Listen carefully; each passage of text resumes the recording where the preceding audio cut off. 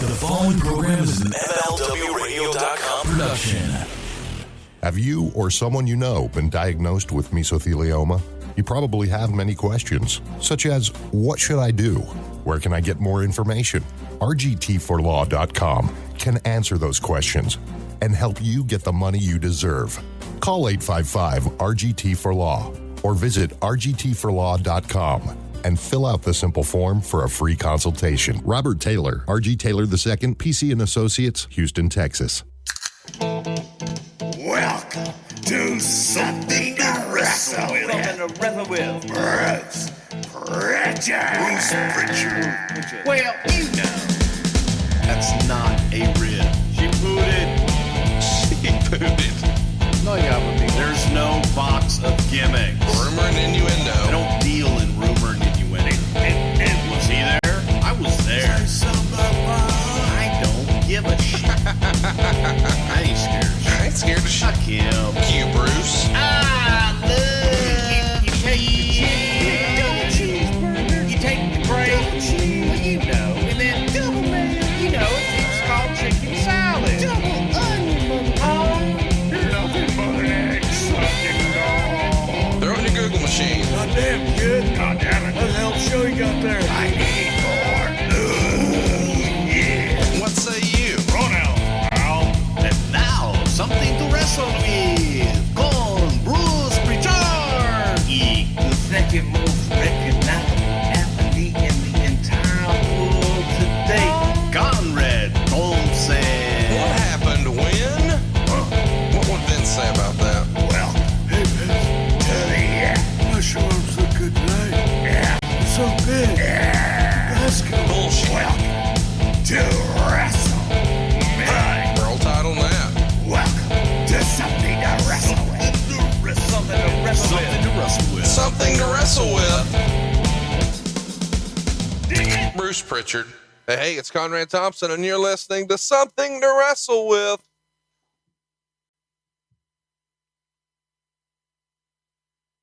Bruce Prichard. Bruce, what's going on, man? How are you?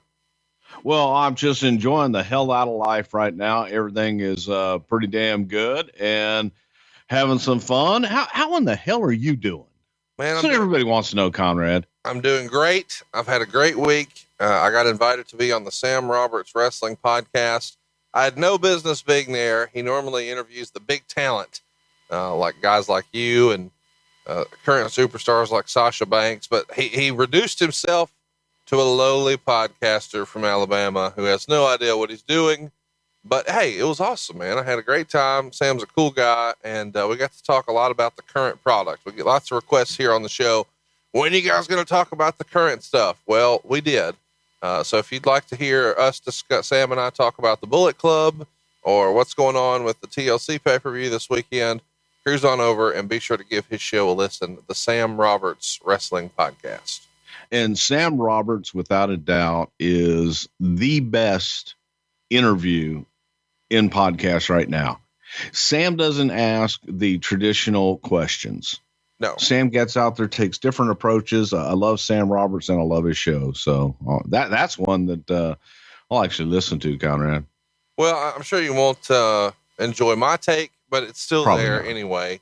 Anything you want to catch up on from last week? Because we had, I feel like, one of our more underrated shows. We had a string of a few pay-per-view shows, and I don't know why, but I'm starting to get a little feedback where people are like, I'm tired of pay-per-view recap shows. Well, we're not just covering the pay-per-view. We're covering the entire company for like a 30-day period. So you get all the news and goings on. And yes, we do talk about the build for that particular show. But what I think my big takeaway was, we learned why there's a booking committee, you know, and the real reason and what hurt Vince's feelings and that type of stuff we might not normally have covered. And I thought it was a great show. What was your feedback? Well, I thought the show that we did was a lot better than it deserved to be based on the perceived, and I say perceived, subject matter that everybody thought we were going to talk about. As you say, we dig in so much more and we talk about so many different things that Yeah, that's the subject matter. That's the time frame that we pick. And, hats off to Conrad Thompson for the research that he does and the way that he approaches some of this stuff. And I just sit back and tell stories. So my part's easy. But yes, it was crazy. And I always get a chuckle out of people that will say just what you said. Why are you guys doing the events, man? We want more of this. And then in the same breath, in the very next tweet or the very next comment, when are you guys going to do Survivor Series 25th anniversary? Yeah. Well, yeah, we're doing our best for you guys, but the only way to really let us know what you want to hear is to do a poll. And I do encourage you to not vote on a topic based on, just what you see at a glance, because I get that No Mercy 1999 might have been a fairly forgettable pay-per-view to you. But as a reminder, we talked about the time the WWE ran the Georgia Dome the first time, the Big Show's funeral, the Big Show's father's funeral, the dog crap angle, Jarrett walking out, all kinds of silliness about who replaced Vince Russo, why the whole strategy for the booking community was changed. Maybe the most hilarious Bob Holly story we'll ever tell. All the rumor and innuendo about Fabulous Moolah. So there's lots of stuff that you never really thought you were going to see in a show like this, but it's there. And so we get questions. Hey, when are you going to cover this? Hey, we already did. It's just not titled that. I can't put all that in the title of the podcast. So we just called it that pay-per-view. But if it happened around that time, it's probably in that show. But hey, listen, I want to give you what you want. So you guys wanted more profiles. We're going to do it. And instead of telling you what the poll is at the end of the show, let's do it right now. Bruce, how's that? Well, now we're breaking rules again, Conrad. Remember how they told us about how we're not supposed to do this and we're not supposed to do that and we shouldn't go more than an hour? Now you're doing polls at the top of the show. Well, here's the thing. Who gives a shit, right? We want. There you go. It's our show. Year. At this point, we're setting the pace. And I picked this week's poll, and it's all personality profiles. Bruce, are you ready? As ready as I'm going to get, man. Poll topic number 1. We've never covered it, not in great detail. Bret Hart and his run in 1993 and 1994. That's about where things start to elevate Bret to the main event. Of course, he won the world title in 1992. So we're going to cover that title switch. And then we're going to get cooking on Bret's 93 and 94. What might we talk about if we cover Bret Hart in 93 and 94, Bruce? Well, obviously, we're going to talk about why the decision was even made to go with Bret at that time and to put the championship on Bret. So talk about that machinations, which will get us a little bit into 1992, but also the transition and what Bret became and the philosophy behind how we looked at booking Bret Hart during that time. A lot of different opponents, and we tried to take a different approach, but at the same time tried to get everybody with their line of thinking in line with Bret Hart. So there you go. We're going to talk about Bret Hart's first world title win. It went down in October of 92. Bruce was there for that. So we'll cover that, and then we'll cover all of his 93 and 94. Poll topic number 2, The Rock. Rocky Maivia 1997 and 1998. Of course, he debuted at Survivor Series in 96. So we'll cover the last 2 months of 96. But then we'll go through the entire 1997, including Die Rocky Die, joining the Nation of Domination, how he starts to emerge there, the feud with Stone Cold Steve Austin, throwing the Intercontinental title belt off of the bridge.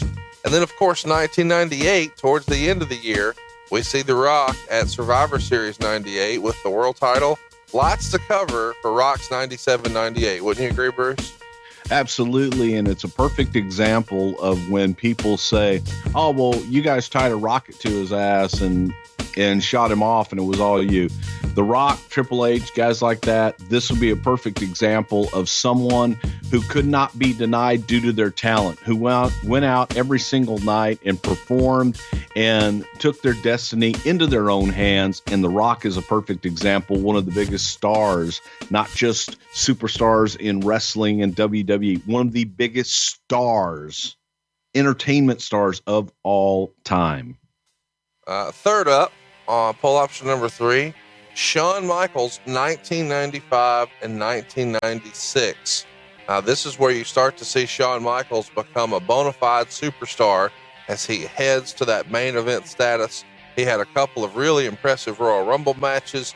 And then, of course, we all know in WrestleMania 12 in 1996, he became the world champion when he realized the boyhood dream had come true for the very first time. And the rest of 96 is really catered around making him the man. So we'll have lots of fun covering Shawn Michaels 1995 and 1996. What else might we talk about, Bruce?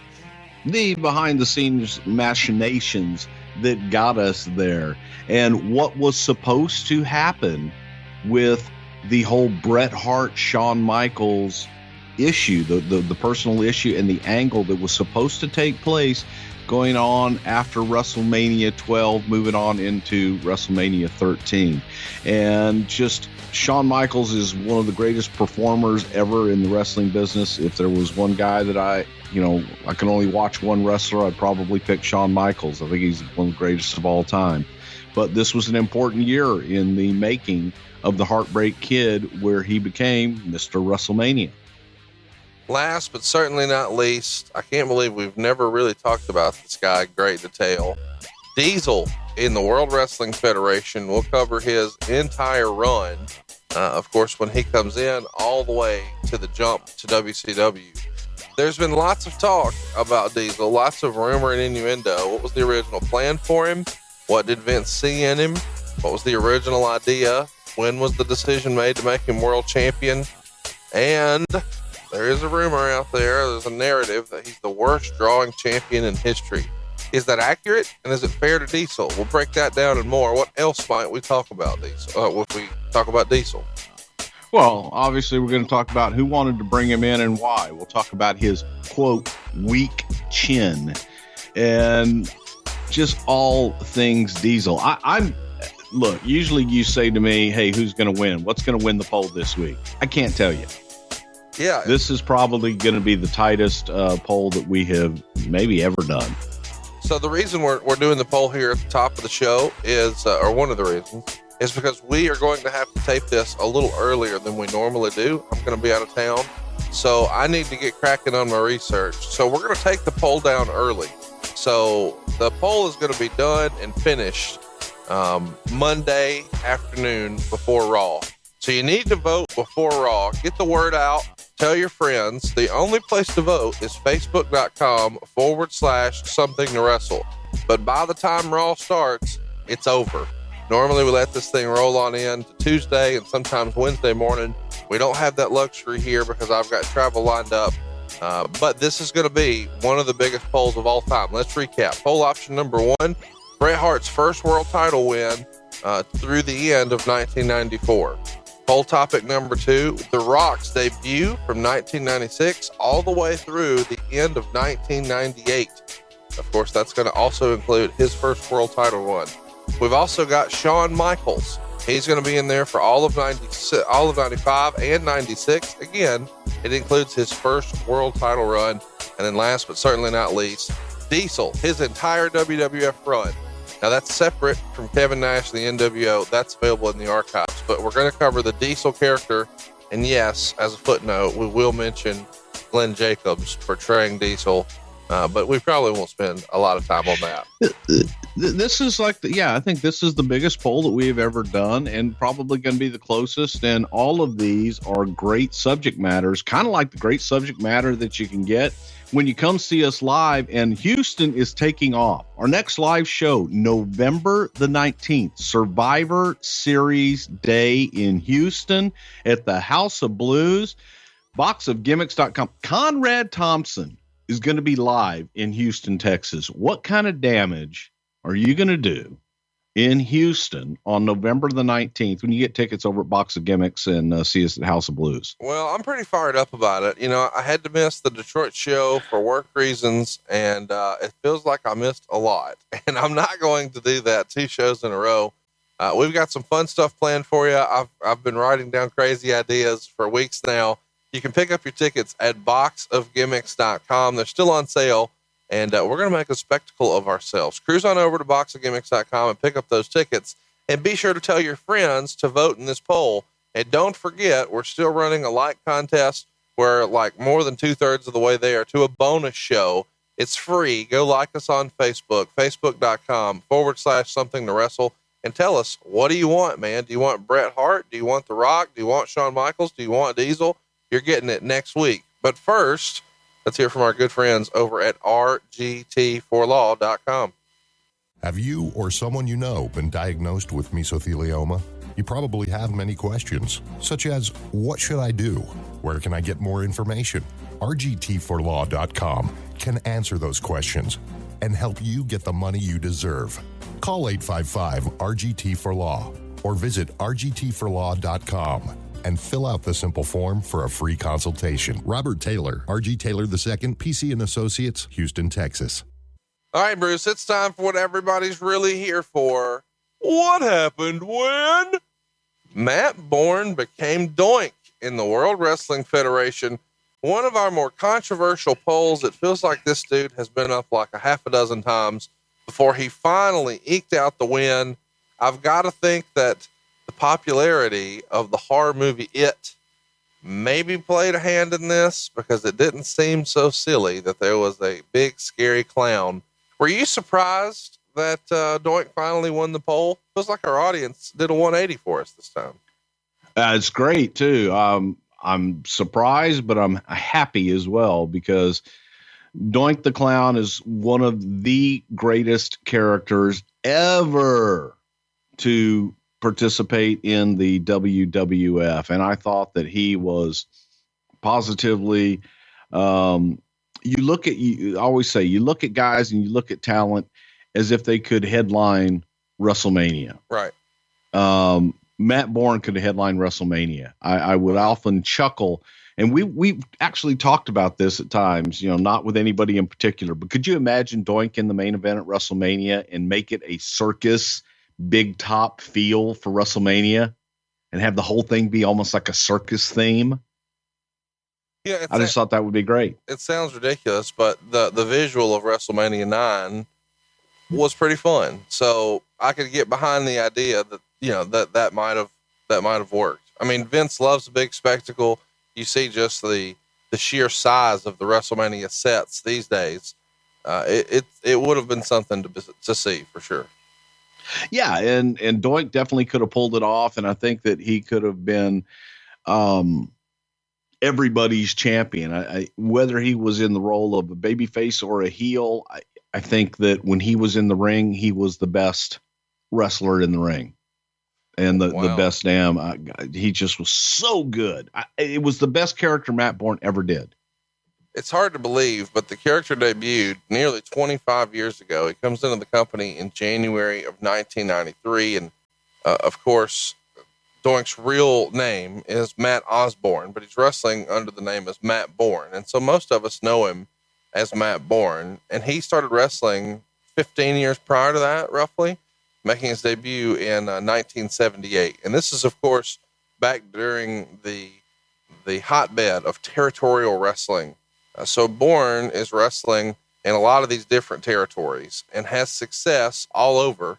But one of his first big pieces of success comes when he wins the Mid-Atlantic Tag Team titles in 1980. And I think most people listening to this probably know that Borne spent most of his time in the Pacific Northwest. And up there, he was their heavyweight champion. And he wrestled with guys like Ted DiBiase, Jim Duggan, and they became the Rat Pack. That was the name of the gimmick. And he actually debuted for the WWF about 8 years prior to ever coming in as Doink. Back in 85, he worked in the Boston Garden, where he wrestled Rick McGraw to a time limit draw. And the highlight of that early run is WrestleMania 1. I think a lot of people overlooked that, but he lost to Ricky Steamboat there in the initial WrestleMania. And I think a lot of people have maybe kind of lost that in history. When did you first meet Matt Borne? It feels like you would have crossed paths with him a few times in the territories. I know that he worked a little while in World Class Championship Wrestling, and he was managed there by Percy. Would you have met him in Texas, or where did you first meet Matt? I first got to meet Matt when he came through. He came through originally for Southwest Championship Wrestling in like 1981, 82, somewhere in that time frame. And then he went from there to Mid-South. But I met him the first time. He had the bleach blonde hair and the beard, was doing a team with Arn Anderson in Georgia Championship Wrestling. And then he came in to Southwest. Matt's a second generation wrestler. His dad, Tough Tony Borne, was one of the legends. When they talk about old time tough guys, just real tough guys, Tony Borne's name would always come up. And especially in Texas, because there was Tough Tony Borne and a guy by the name of Irish Danny McShane that had a great rivalry that culminated with Tony Borne's manager having to wash a jackass, a donkey, in the middle of the ring if they lost the match. And Matt came from that era, and Matt was taught to be, he was a tough guy, and he was taught to be believable and tough inside the ring. So he always carried that on throughout the years. But he came in for San Antonio, went to Mid-South, and formed the Rat Pack with DiBiase and Jim Duggan. Well, I'll tell you what, it's quite an interesting change from the way guys come into the company now versus the way they used to, because in these days it was pretty common for them to have extended runs in different territories. And independent wrestling, while it is still on the rise, Ring of Honor is probably having their best year ever this year. It's just not the same. Do you think that overall helps the business or hurts the business? Do guys have different opportunities to because now, because of the internet, even though these territories exist, you can kind of keep up with everybody everywhere, but that was a lot more difficult back then, was it not? Yeah. You didn't have the internet. You didn't have the kind of television distribution that they have now. You didn't have access to the information. For the most part, the only way you would get your information, if you could get them, were the magazines that were on the newsstands. Right. The aftermath. So that's how you kept in contact with what was going on elsewhere. It's just interesting to me because it feels like guys could get lots of different chances. He could be with Percy in World Class, and he could be at WrestleMania with Ricky Steamboat, and he could be with DiBiase and Duggan and the Pacific Northwest, but he could tag with Buzz Sawyer in the Mid-Atlantic territory. And never shall these two paths ever meet, so he could be different characters or different incarnations and kind of reinvent himself. And that's a little more challenging these days. So he got to take chances early on.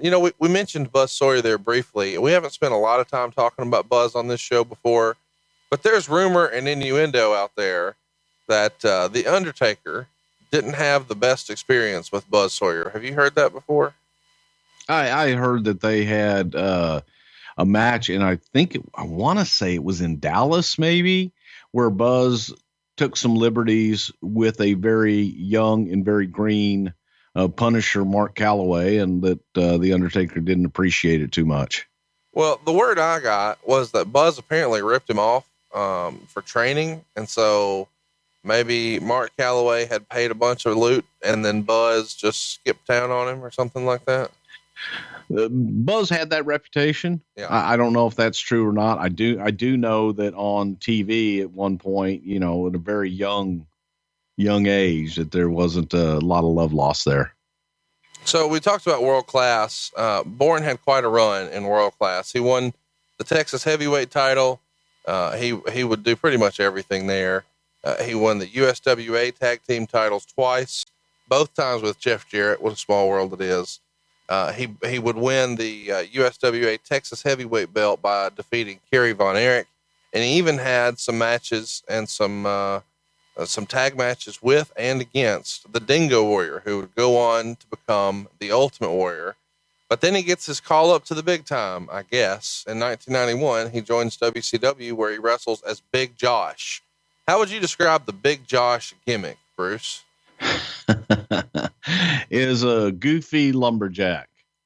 Yeah. I think that they were trying to create their own version of Hacksaw Jim Duggan. I don't know what the hell they were trying to create. There were so many different incarnations of lumberjack characters through the years, and they were trying to create Big friendly Josh from the Pacific Northwest, probably because Matt came from Oregon, and everybody knows that there's nothing but guys in flannel shirts and capri jeans in Oregon walking around cutting down trees. But hey, I got my fair share of crappy gimmicks.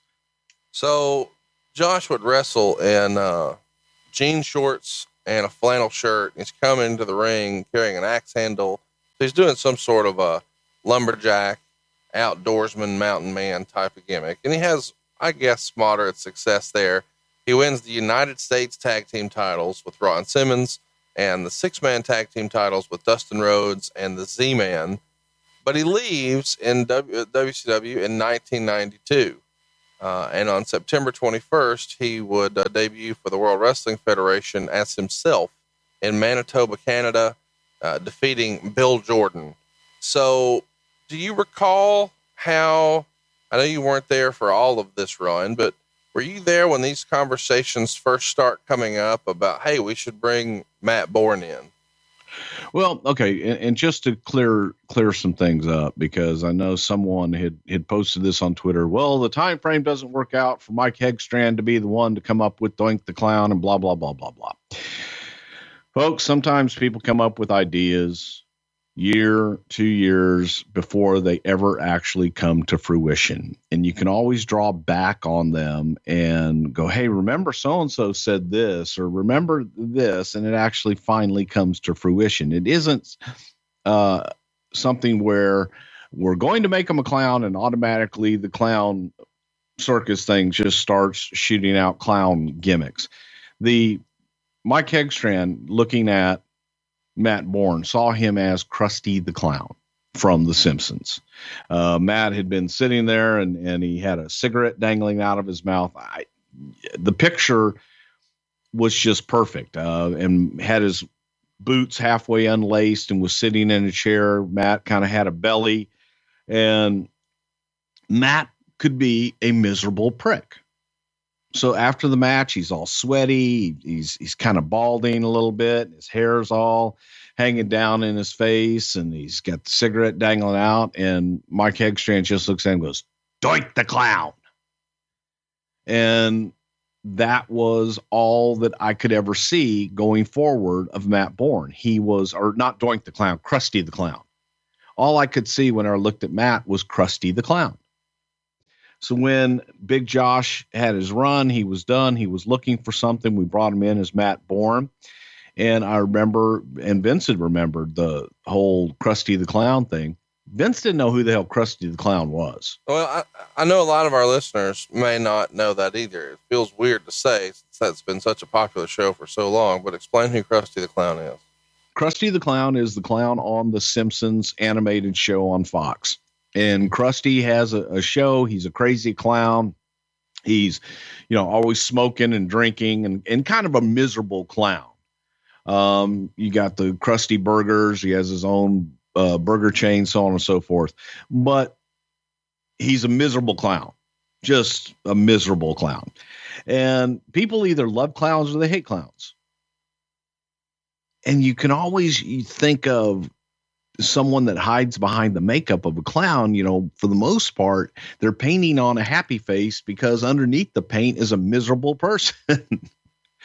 And this was an opportunity to take Matt Borne and take his personality. He was extremely funny. He was quick-witted, but very mean-spirited. And just take that personality, transform it into a character that is not Matt Borne, because Matt could be a little bit dry, and put some paint on his face, and all of a sudden, Doink the Clown is born. So it all comes from an original suggestion from Hawk.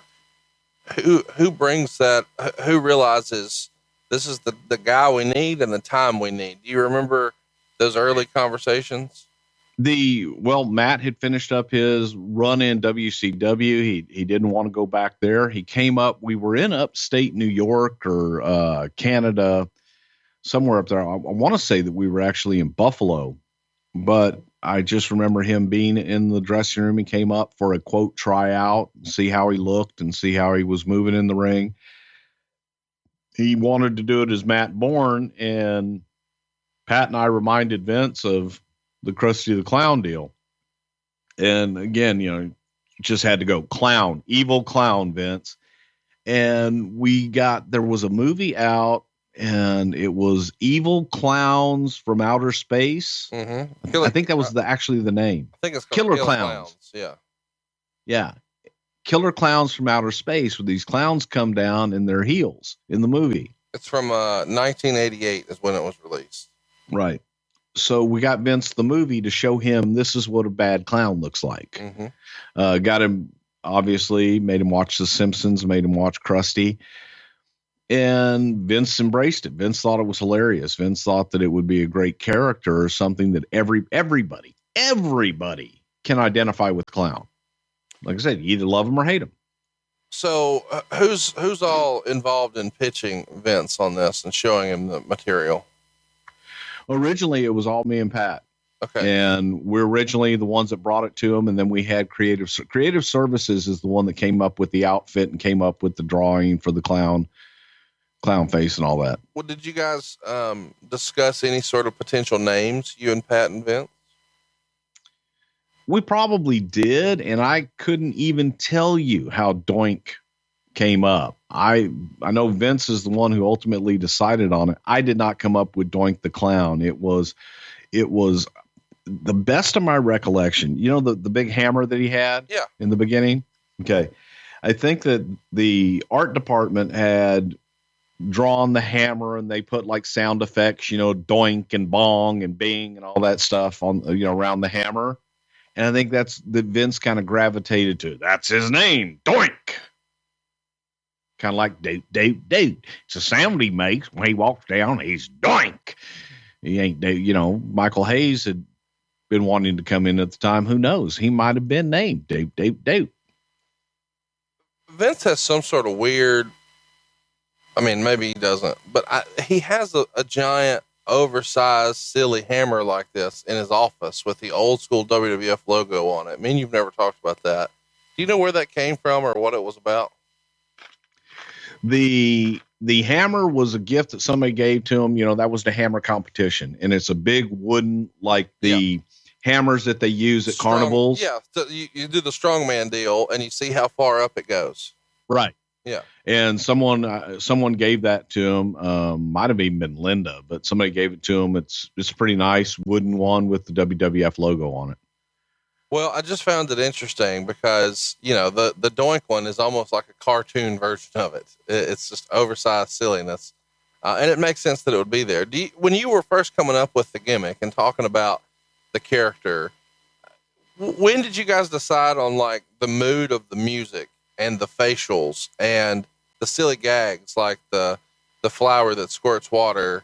Did you guys have any of those?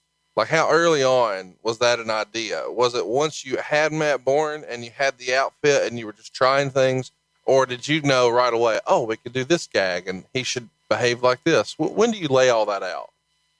As you go along and you start talking about what ifs and all these things. Pat Patterson, as a child, ran away from home to join the circus. Really? Yes. Pat Patterson always wanted to be in the circus. He always wanted to be, on the trapeze and that kind of thing. Pat always wanted to be in the circus. He loved the circus. So Pat had this fascination, with the clowns, and the two of us together, and then you throw Vince in that mix, who's childlike as well. And you start talking about what is an evil clown? Right. And we're all doing the music. And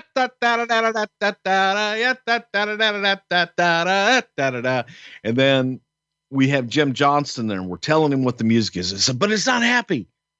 He's evil. You look at him, and the first thing that you see is happiness and joy. And he's a clown, and he's got balloons, and he's going to be nice to the kids. And then he turns evil. And the things that we would come up with is instead of bringing joy to kids, he would make kids cry. And they would be all happy to, oh, hey, it's the clown. And then he'd go, hey, you want to smell my flower? And boom, squirt him in the eye. Oh, you like my hammer? Bam, hit him on the head. Oh, here you go first. Trip him and push him down. Those were the ideas that we were coming up with, just to be able to portray that this isn't your ordinary Ringling Brothers clown. It's going to make kids smile. And we would put him up in the crowd and we would have him do stuff. And then you would see the look on his face where he would be happy and joy. And then it would just go, yeah. And you would see him turn into evil Doink. Let's talk about, when you guys knew that Matt Borne was the guy. Did you have the character kind of mapped out first, and you're looking for who could portray it? Or when Matt has interest, are you guys just sitting around trying to think of, hey, what could we put on him? And then somebody brings up, oh, what about that clown thing? It was Matt Borne looking for a job and Vince not knowing what to do with Matt Borne and revisiting the idea. And the comment made by Mike Hegstrand, he's Krusty the Clown. Let's make him an evil clown. So there you go. Let's paint his face up. Chat me up about if he hadn't been Doink, who do you think would have been considered? And I know that that's really difficult to pin down, especially based on the way you say it just laid out. But if you knew you kind of had this idea for a clown, could you fancy a guess as to who else might have been in line to get it? Well, again, we didn't have an idea for a clown. It was Matt Borne looked like a miserable clown. So it was more an idea for Matt than it was somebody to fit a clown gimmick. We really didn't have the clown gimmick. The clown gimmick came up from Matt's personality and trying to come up with something for Matt Borne. So who reaches out to Matt to come in? Who had a relationship with him? Does he just call the office? Yeah. So he doesn't. He had worked there before, and that was the norm. So you call the office, and in those days, it was probably easier to get Vince on the phone, or would he have tried to talk to you or JR, or who would that have been? No, JR wasn't even there at the time. I believe that he called looking for Pat Patterson or myself, and then Pat and I got him up to TV, and the rest, as they say, is history. We saw Matt and trying to think of things to do. So a much different process in those days. Guys would come in and we would bring them to TV and have them work a match to see how they look, make sure they're in shape, make sure that they're what we're looking for. And it didn't matter who it was. Vince would then talk to him, say, what do you want to do? You want to come in? What, you got any ideas? And start talking to him about different things. Some guys we would go out and look for and try and pursue. But Matt was somebody that was looking for a job, had finished up with WCW, and came in wanting to work for us and did his match in upstate New York or wherever the hell it was. And Vince said, I see a clown. Mm-hmm. So when he does this match, there's lots of talk out there that Vince wants to kind of see what your attitude's like. So when he's trying a guy out like this, would the rule of thumb be he's going to lose his first match in just to see how he reacts to it? Not necessarily. It would depend upon the talent a lot of times and where, whether it was the first match on the card, and if they had somebody that was a WWF guy that people knew. It all depended. It wasn't let's make them lose. No, right. That wasn't the norm. Chat me up. Do you remember a situation where there was a guy who Vince maybe had some concerns about what his attitude might be, and he thought, let's just see on the first one? Do you remember a particular performer where that was the theory? Let's just try it out. Dusty Piper. Okay. So there you go. So eventually he shows up on Raw, January 11th, 1993, and he's shown ringside messing with fans. How many of these were plants relative to just real fans. Is there some sort of thought that, hey, we can't have this go wrong, so we need to get the right reaction? Let's bring in some kid actors or some kids from the office, or are we just freestyling and doing it live with real kids in the crowd? Doing it live with real kids in the crowd and hoping for the right reaction. This was long before everything was scripted to the point where we had to have actors and things of that nature. And we were out there without a net, shooting a lot of stuff. Now, you didn't get to see all of it. Some of it wasn't that good, but the stuff that was good, when you would get the right reaction. But there's nothing better than a true reaction from a true fan. Right. So we had Matt up there with Rene Goulet. Rene Goulet, Sergeant Rene Goulet was one of the backstage agent producers, and long time, great wrestler, lives in North Carolina now. But Rene was French Canadian, and he had an accent and he talked kind of like Pat, but all of the producers had radios, like walkie-talkies.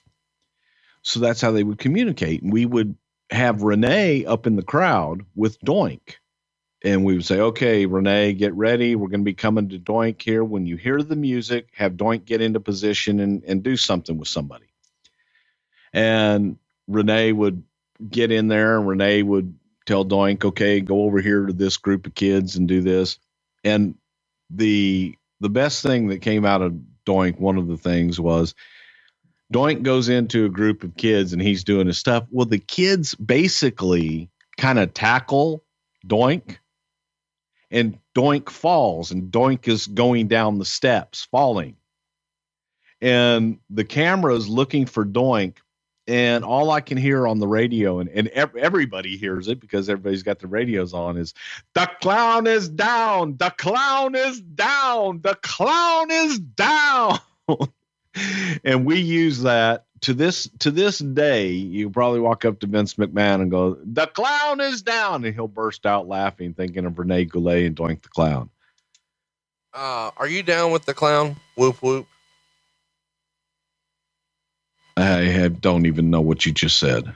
So we talked about kind of how the character came about. And I know that Matt was looking for a job. What was his reaction when you guys pitched the Doink character to him? Because obviously he had been portrayed two ways: a legitimate badass wrestler with the Rat Pack, and then this goofy, hey, I'm carrying a bear to the ring, Big Josh. Now he's a clown. Your reaction, I mean, do you recall the reaction from Matt Borne when you guys first pitch him on this? Who brings up the idea, and how does he take it? Vince brought up the idea 100%. And of course, Pat and I both talked to Matt after his initial meeting with Vince. I think in the beginning that Matt was unsure about being a clown. He was, man, I'm a second generation wrestler. I'm a wrestler's wrestler. I'm not a clown. And it took a little convincing to sell him on, we want you to be a wrestler's wrestler. We want you to be the best wrestler's wrestler in clown makeup. Because we want this to be the exact just opposite of what people expect this to be, kind of a goofy gimmick. But when the bell rings, you are a sadistic, mean, absolute, just villainous bastard in the ring. And a big smile came across his face. And he says, I can do that. He thought he was going to be a cartoon. Right. But he got the point of getting people off guard with makeup and with his outside appearance, just to beat the crap out of him in the ring and torture him in the ring. Right. He liked that. Do you think at this time that people started to think about the merchandising opportunity that existed? Because it feels like a Doink the Clown character is going to have, to use the old school wrestling term, he could have a full gimmick table of different shit to sell fans. Would you agree with that?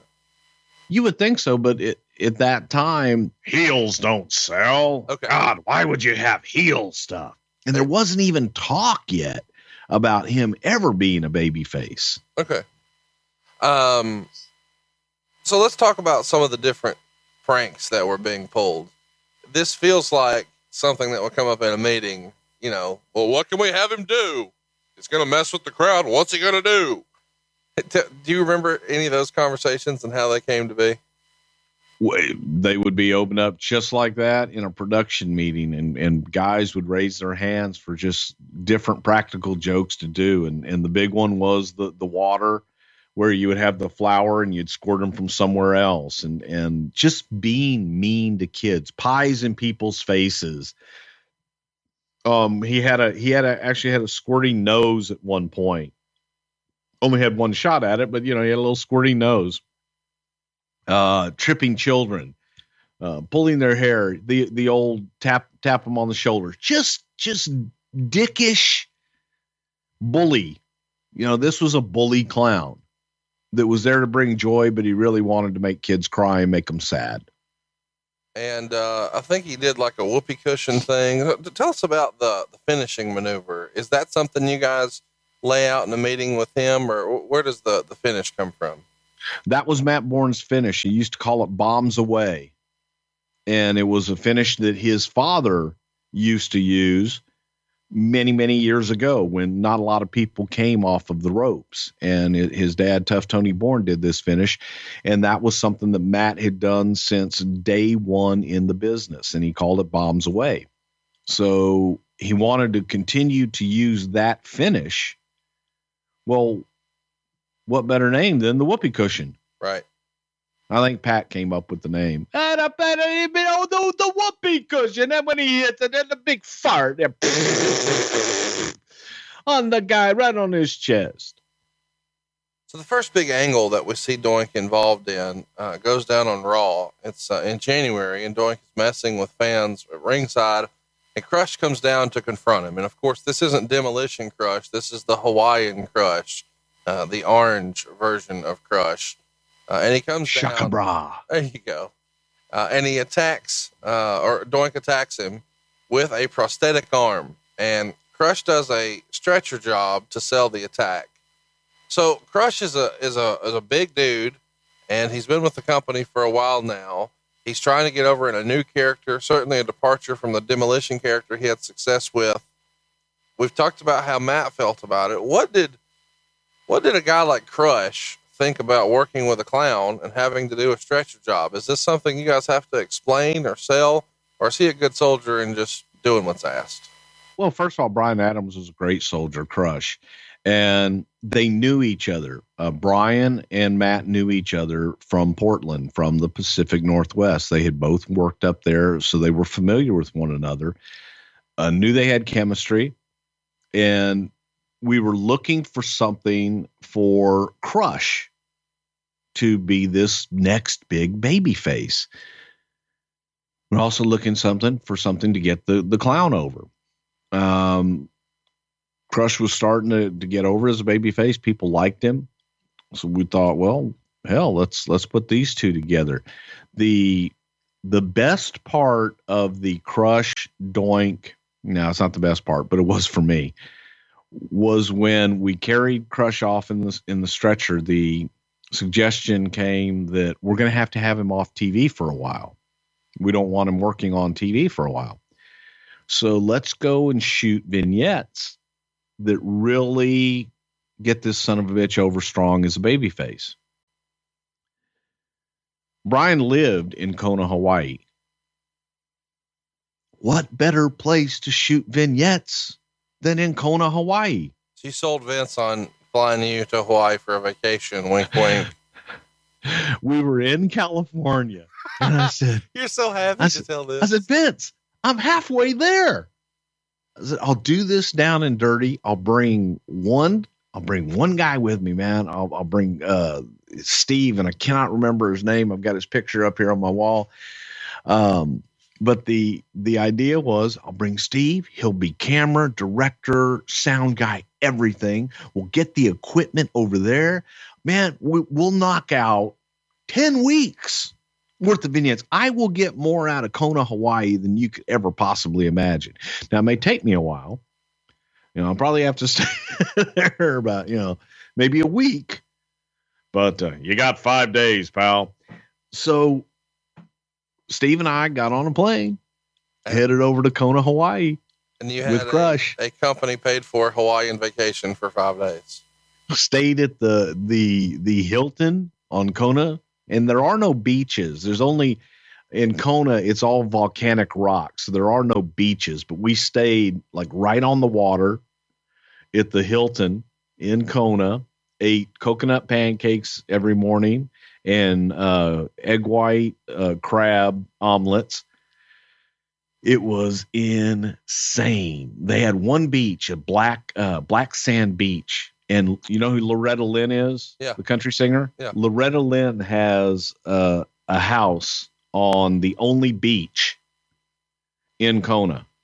And we got permission to go and shoot on that beach. And there's probably other little public beaches where people can go and shit. But this one private beach, there was a natural spring that is you're walking along in the dunes in Kona.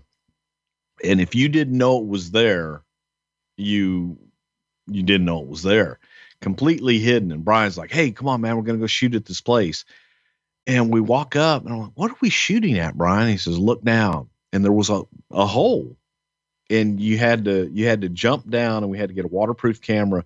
And then there was this oasis in the ground underneath the rocks. We shot on a live volcano.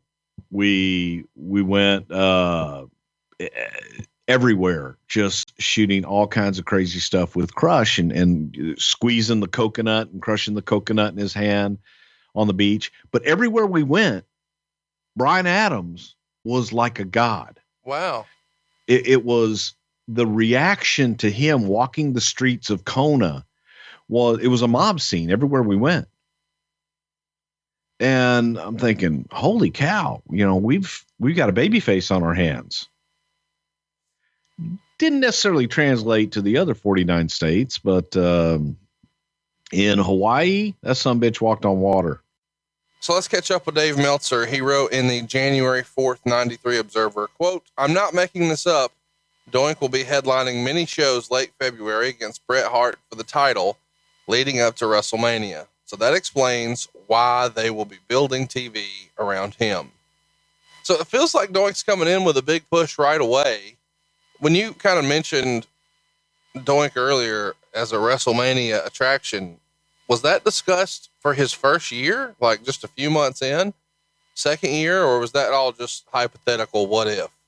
No, that was all hypothetical what if, but the fact of him being able to work with a guy like Bret as the world champion was definitely discussed, because the matches were great. They would be great. They were great. And you take two great technicians like that, and Doink adds the color to that rivalry.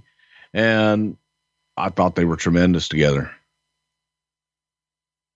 Yeah. And here's the deal too. I feel like a lot of people kind of forget what the business was like back then, but you needed somebody who was easy to boo on the house shows for Bret to work with, and someone who could put on good matches. So while it may sound crazy that this Doink character is debuting with a big push, when you look at those kind of qualifications, it makes sense.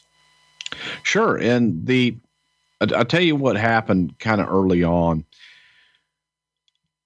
We had agents, we had producers that would run the live events. So you had different agents running different shows, and every morning or evening, whatever it would be, you would get a report, and we all had fax machines. We would wait for that fax to come through first thing in the morning, and it would detail the previous night shows. Every single match was detailed, how it was, what kind of reaction the guys got, how the match was, did they buy the finish, anything unique happened.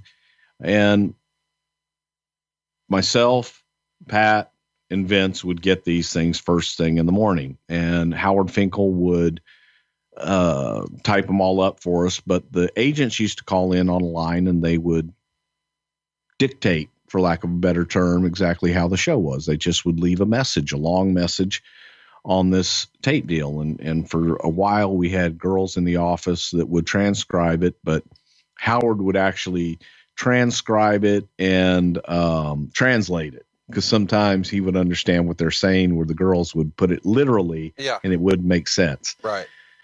So wait, you know what? I don't know when we'll do this again. Recreate that for us. Recreate what? Hypothetically speaking, she's listening to the message and she's going to write it down. Break out because I'm sure you're going to try to do it anyway, your ditzy receptionist who doesn't really understand the crazy insider jargon of professional wrestling. Well, we'll see. The problem was you would have someone like Chief J Strongbow. Strongbow had nicknames for everyone. So, and plus Strongbow stuttered. So you would have something like, well in the last match, Stu got in there with that fucking clown, and the fucking clown did his thing, and Stu did the wrap around the little leggy thing on him and popped him, and it was a big pop, and it was a great match. I love Stu. Translated, Bret Hart faced Doink. Bret beat him with his finish, and the crowd popped. But the girl would write the girl would be woo woo woo woo woo. Stu put the leggy thing on the fucking clown, and I'm like, what the fuck? I used to this is terrible. I used to have to, I kid you not, there was this one young lady, very, very sweet lady, very nice lady. She was a young lady, she was a girl, but I used to, I'll change her name here for just purposes not to protect. We know you feel bad. Now bury her. Go. Okay, now bury her. But I used to have to put on, I'll call her Cinderella, because that's kind of what she looked like. I would put my Cinderella hat on. We had a directory for all the talent, and you would think that it would be under their stage names and their real names, right? And that's how it was. It was supposed to be, for example, Bret Hart. Then it would say real name, Bret Hart, and have their stuff. Or you would have the Doink the Clown, real name, Matt Borne. So where do you think the Undertaker would be? Would he be under C for Calloway, M for Mark, U for Undertaker? No, he would be under T for the Undertaker. Oh my gosh. And there would be these times when Vince would get the list out and he would start going, God damn it, where the hell is, so-and-so? And I would have to put my Cinderella hat on to think, where would, oh God, let me think of some good, there were so many great ones. And none of them made sense. None of them made sense. For example, if we had Conan, he would be looking for Conan, and you wouldn't find Conan under K for Conan. You wouldn't find him under, you wouldn't find him under K for K-Dog. You wouldn't find him under D for dog. You'd probably find him under Ashcroft for his real name, Charles Ashcroft. But there would be no rhyme or reason. And then the Undertaker would be under the Hulk Hogan. Take a guess. Terry Bollea. He's under B for Bollea. T for Terry. Anything that you would think that could be like, and every time it was your last guess. And I used to sit there and sometimes Vince would go, Bruce, where is it? And then I would have to make the call to JJ and say, JJ, she did it again. And then JJ would be like, well, where do you want it to be under? What do you guys want it to be under? You want it under their last names, real last names? Well, no, because Vince doesn't always know their real names.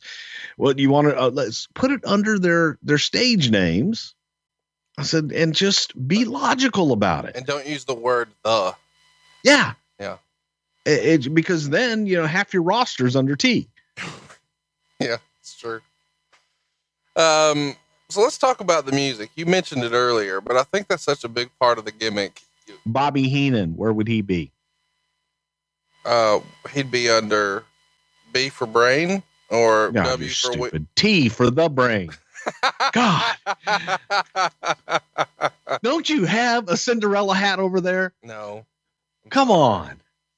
I would put him under T. He's the brain, right?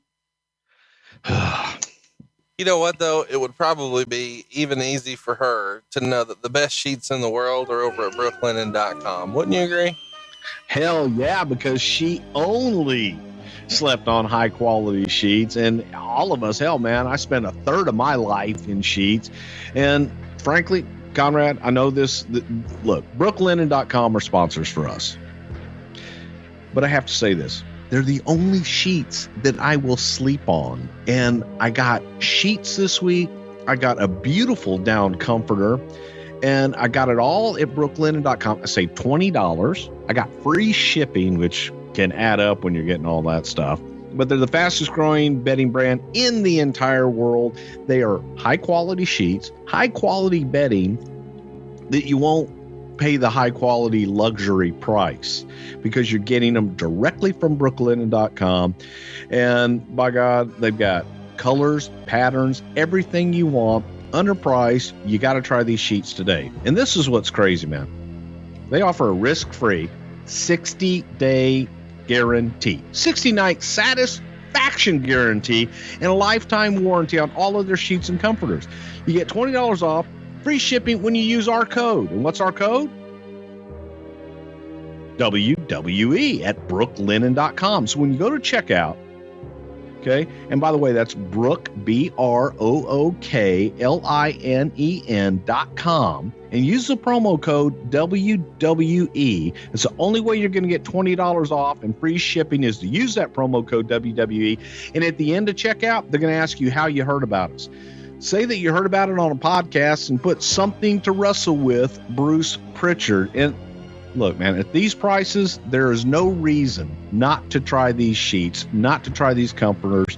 Do it now. brooklinen.com are simply the best sheets ever. Let me give everybody a peek behind the curtain. Brooklinen actually caused one of the biggest fights Bruce and I ever had because one of the trips he made to the Conradison, he's got his own Brother Love suite here at the house. And if you've ever seen Bruce travel, Bruce is incapable of traveling with just a carry-on. Bruce is traveling for a week like he's moving in. So he's got a giant rolling piece of luggage and then another piece of rolling luggage and then a shoulder thing. He had packed a pair of sheets. So a few minutes after he's here, he's changing the sheets in this bedroom, which was already clean and had fine sheets on it, or so I thought. So he brings those other sheets that were on the bed downstairs. And I said, dude, I had the cleaning ladies change the linens. What's wrong? And he said, I brought my own sheets. I was half offended at this. And well, because here's the deal. I was like, what's wrong with my sheets, you uppity jerk? Well, who does that? And then after I protested and made a big spectacle about it, Bruce gifted me a pair a set of sheets for my bed.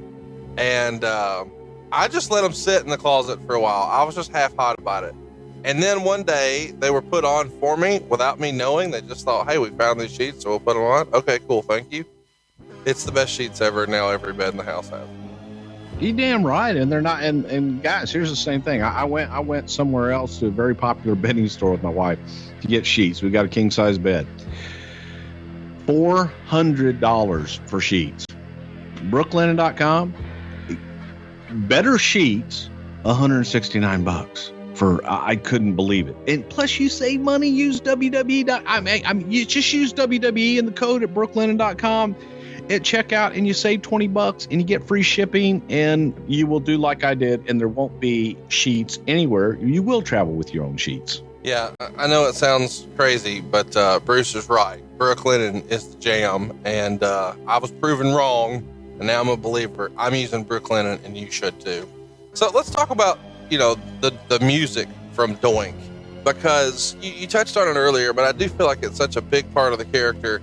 How many different incarnations of the song do you think you guys got from Jim Johnston before you realized that's it? Absolutely one. He nailed it the first time.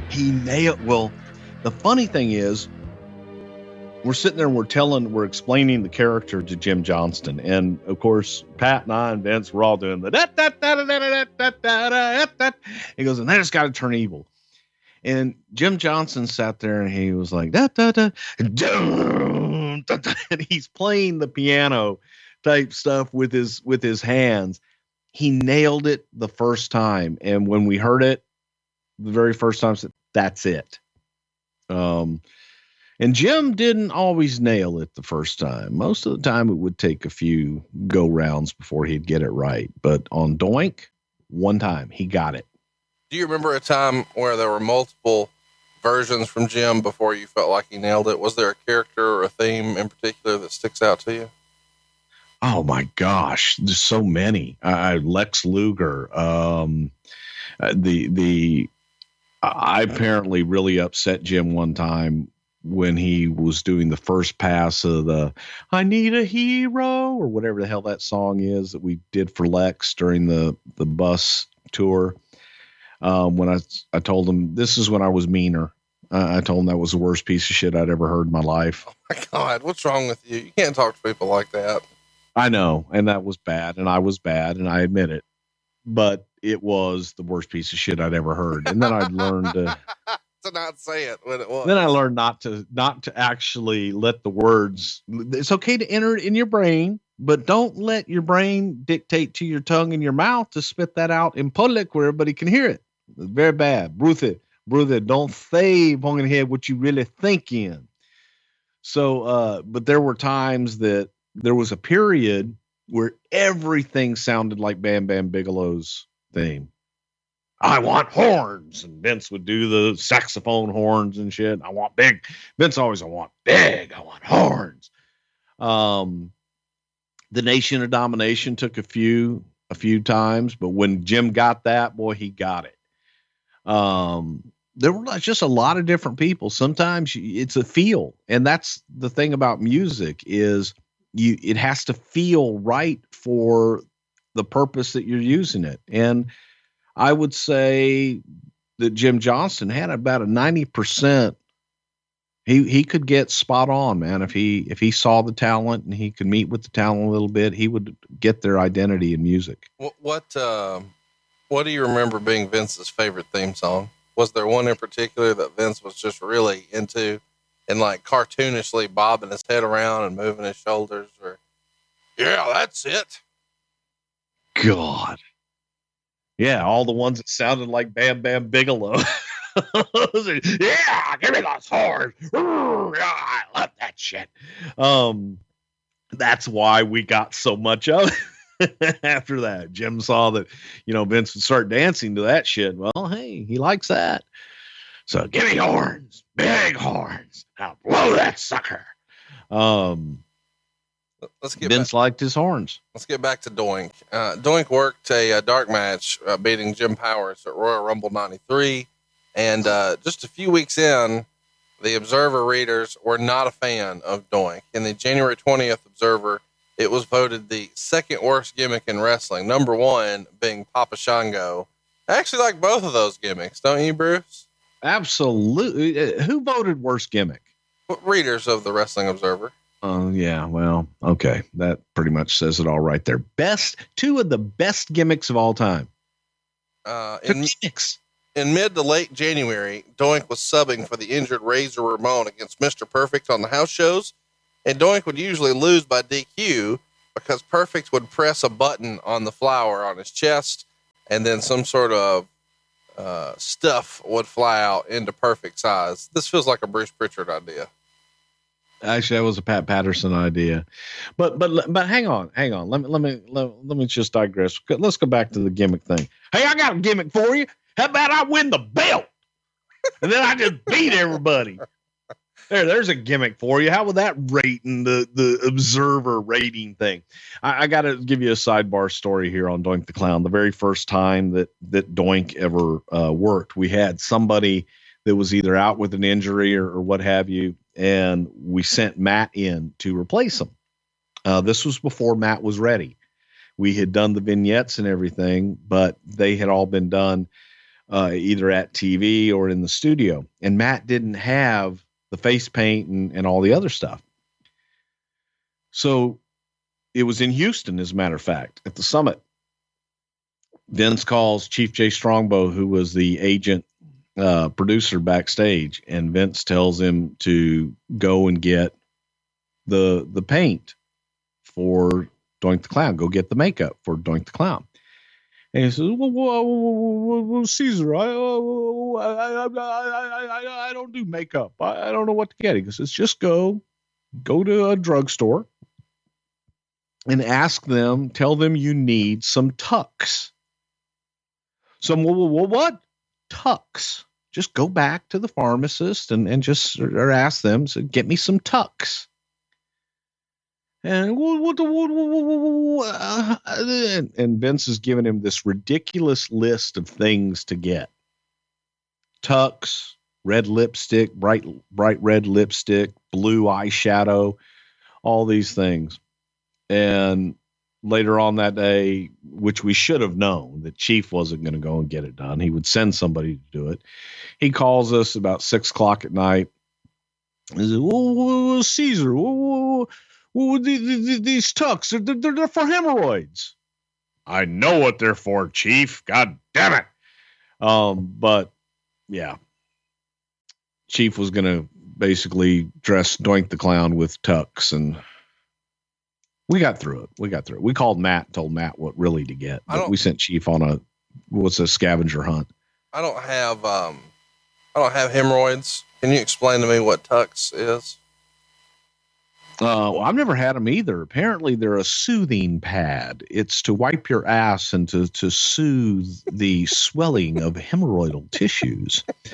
And they used to have a commercial where, does your behind feel like this? And it would have a match, and then they would take the tux and put the fire out on the match.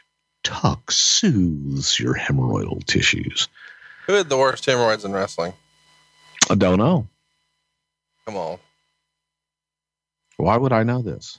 Well, I mean, you know about people's dongs. Why would the rumor and innuendo? I never looked at their ass. Their dongs hang out when they're walking to the damn shower. They don't walk around with their butt cheeks spread going, look at these hemorrhoids.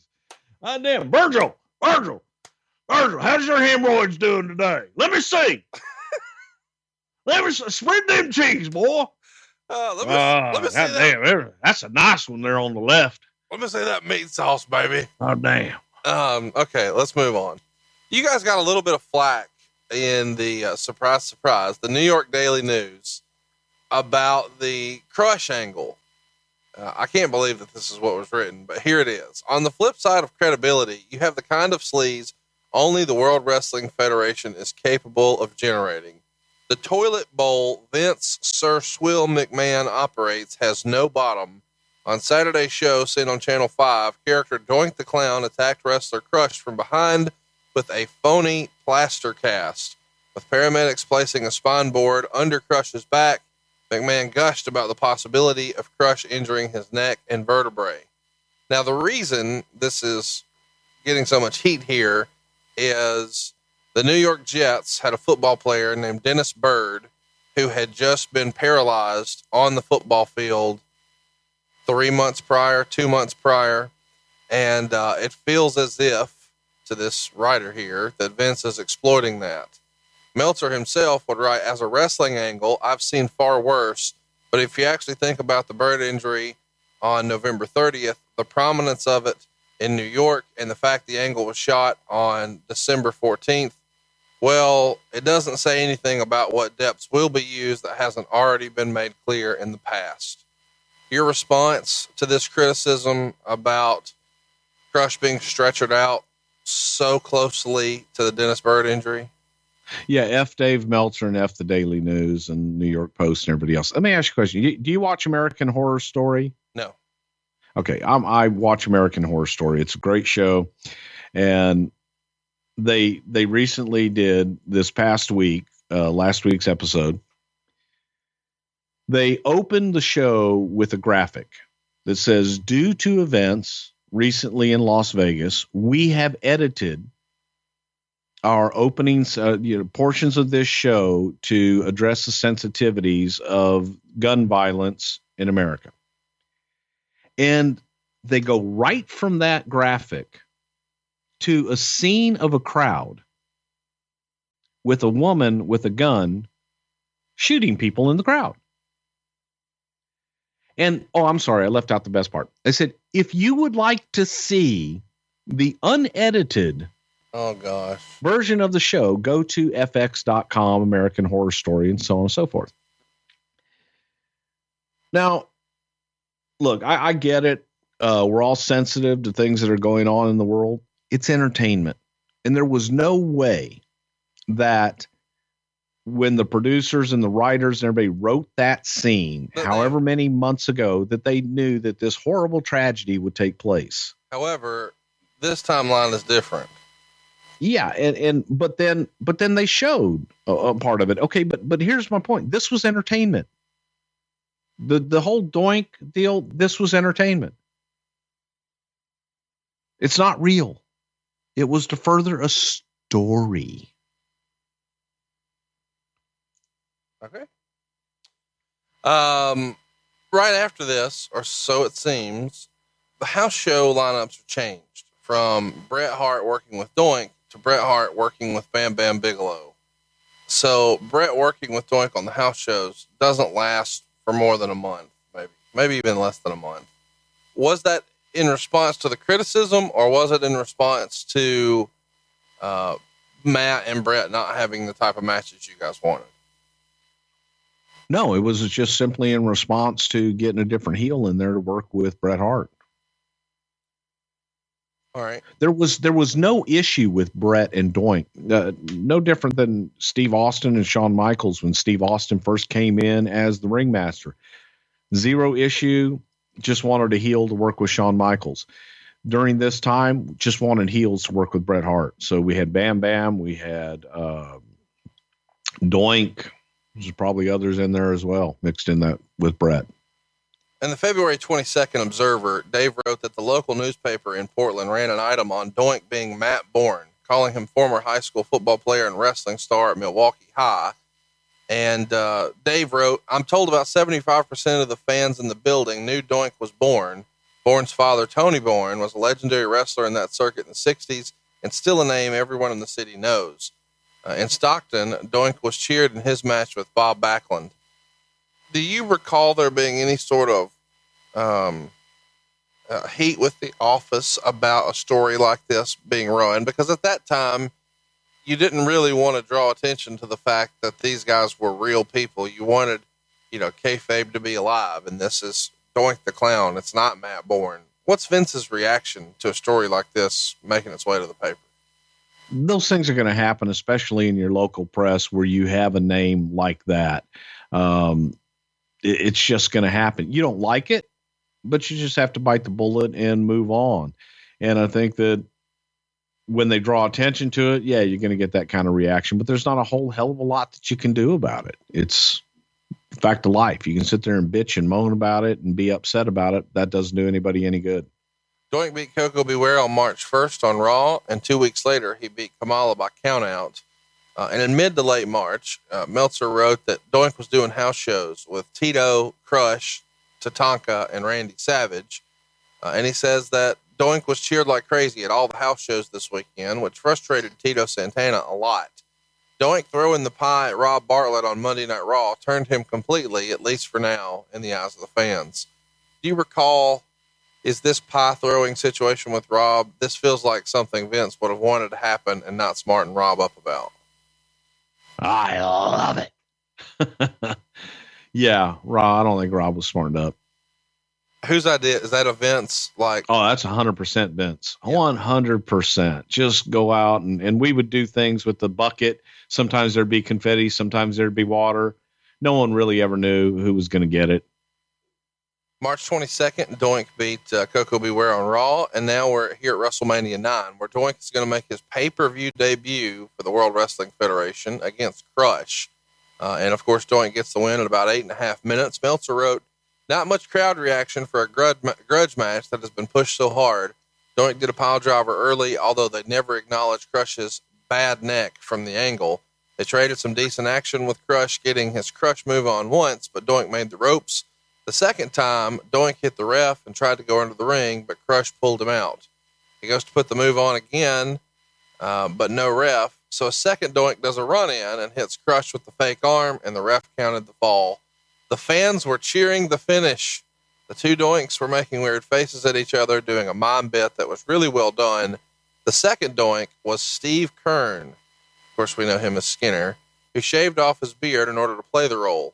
He hid under the ring from the fans before the show and then stayed under until the show was over and all the fans left the building, which explains his disappearance with nobody seeing him.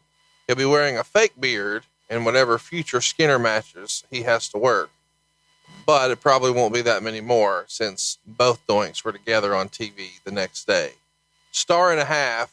We covered this in our WrestleMania IX episode, but it's one of the more iconic moments in the history of Crush, the double Doink. I know we talked about it, but touch on it briefly for those who maybe missed WrestleMania IX in our archives. I think that when you go back and you look at all-time great finishes that people remember, they remember the twin referees from the main event, and I think they remember the double Doinks. It was masterfully done. We're talking about it today, yeah, because we're talking about Doink, but also because it was so well done. And it was probably too well done in that people appreciated the cleverness of the evil clown Doink that, what's to hate about that? It was a great finish and very well done. Why was Skinner the right guy? I think Steve is the one that brought it to us and might've had the idea, but they had the same body type. They looked, they looked pretty much alike size wise. And when you put the makeup on, he was a great wrestler. And we were thinking, in addition to that, if this thing works and takes off, oh my God, we may have two Doinks and we might have a tag team here.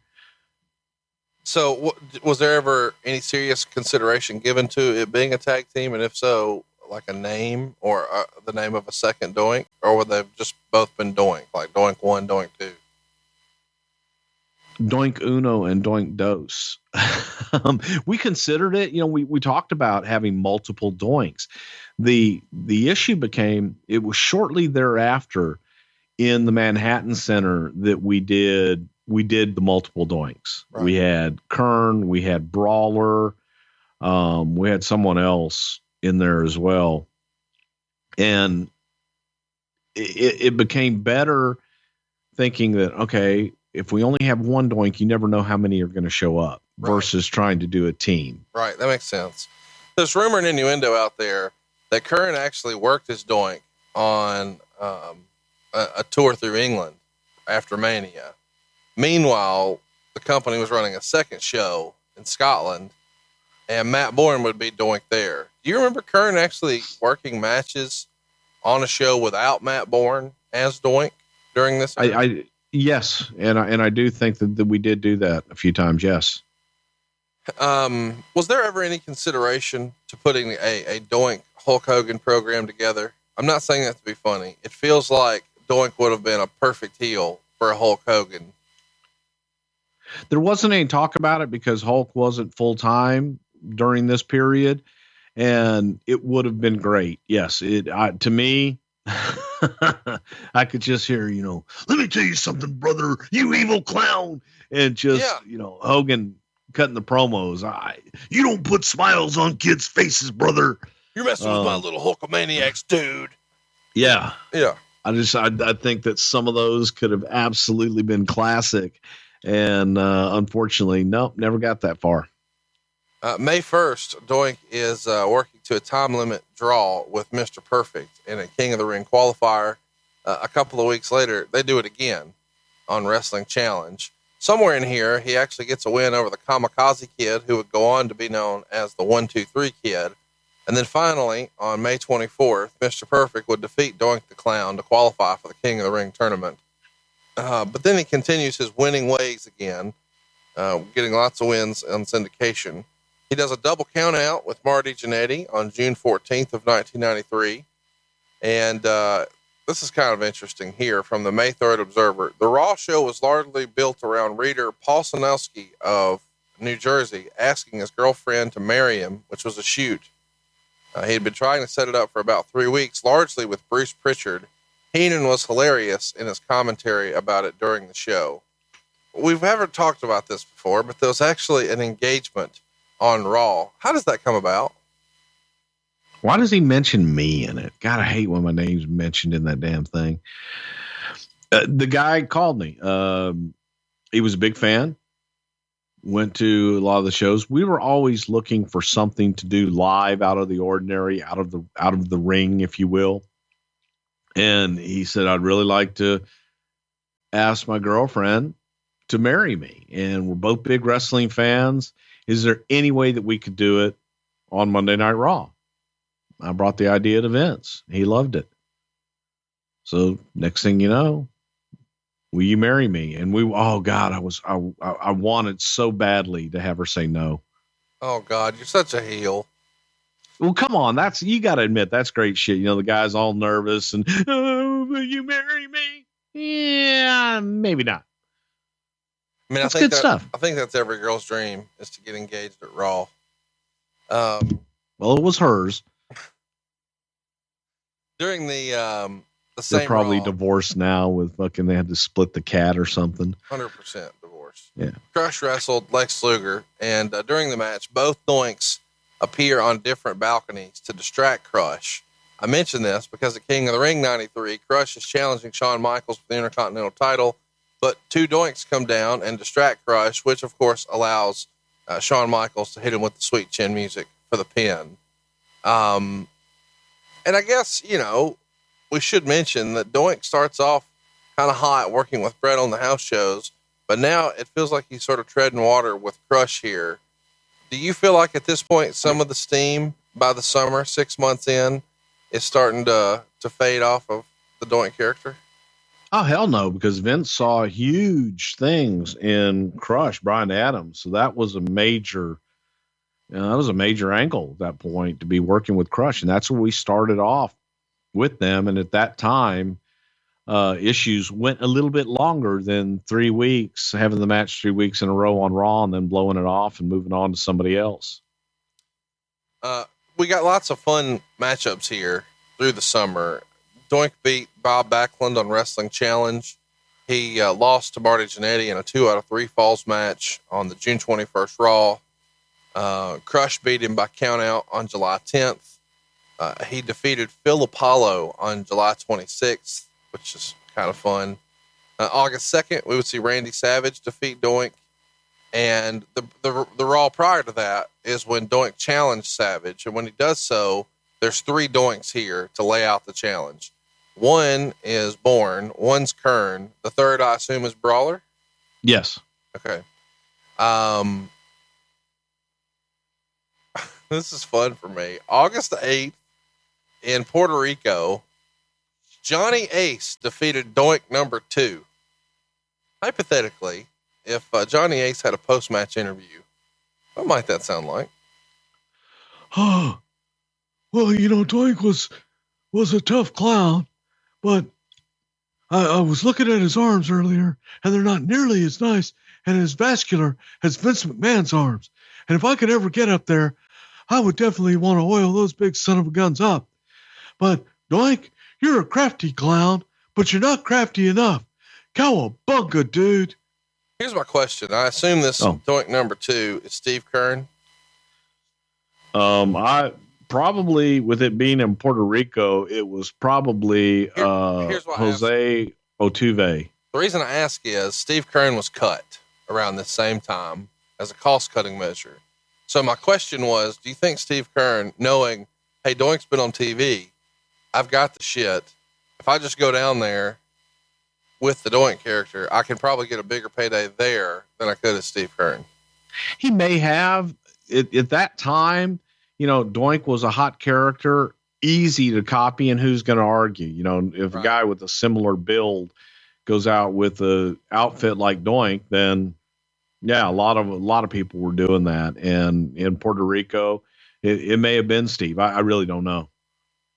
Most of August, we see Doink putting over 1, 2, 3 Kid on the house shows, but at SummerSlam 93, it's supposed to be Bret Hart versus Jerry Lawler. Lawler comes out on crutches doing the old broken leg gimmick. And that brings out Doink as his replacement. Doink throws a bucket of confetti on the ringside crowd, but then throws a bucket of water on Bruce Hart, who was ringside with Owen Hart. And it was said that Bruce didn't know the bucket of water was coming, which seems like another hilarious Vince McMahon gag. These guys have, according to Dave Meltzer, a decent match, but that was all. It goes about 9 minutes. Hart got Doink in the sharpshooter, and Lawler broke a crutch over his head for the DQ. Meltzer gave it a 1.5 stars. Did Bruce have any idea the water was coming? Did Bret know? Is this a rib? Bret knew. Bruce probably didn't know. I don't recall Bruce knowing. And again, here in defense, it's harmless, but you're going to get a better reaction if you don't know. If you know that something's coming, right, then you're ready for it, and you're preparing for it, and you're thinking about how am I going to react. If you don't know when it happens, you react naturally. How hot was it's the Bruce? Same philosophy why we don't tell commentators a lot of times what's going to happen. How hot? True was Bruce? Reaction. How hot was Bruce? What was Bruce's reaction? Pretty hot. He wanted to get in the ring and fight Doink, but what are you going to do? Meltzer reports in the September 6th Observer that the taping after SummerSlam featured an apparent Doink face turn tease. Doink would attack Luna, which brought out Bam Bam Bigelow after him, and then Lawler blamed Doink for him losing to Bret at SummerSlam. And the following week, Dave wrote, it was evident from television this weekend that Doink the Clown is going to become a babyface to feud with Jerry Lawler, who blamed Doink for losing the match to Bret Hart. Doink threw a bucket of water on Lawler during a King's Court segment, and Doink at the first night of tapings threw a bucket of water on Luna Vachon. Bigelow went after him, but Doink set up a wire that Bigelow tripped over, and Doink hit Bigelow with a broomstick. So it's kind of an interesting deal here where 8 months in, the evil clown we're changing our course on. Why does Vince decide, hey, this isn't working the way I wanted it to, let's pivot? The audience, listening to the audience, they were loving the Doink. And it was just, we couldn't fight City Hall anymore. Sure. So kind of gave into it. And instead of Doink doing his pranks on people, likable people, on good guys, do it on bad guys. Yeah. Just flip the script.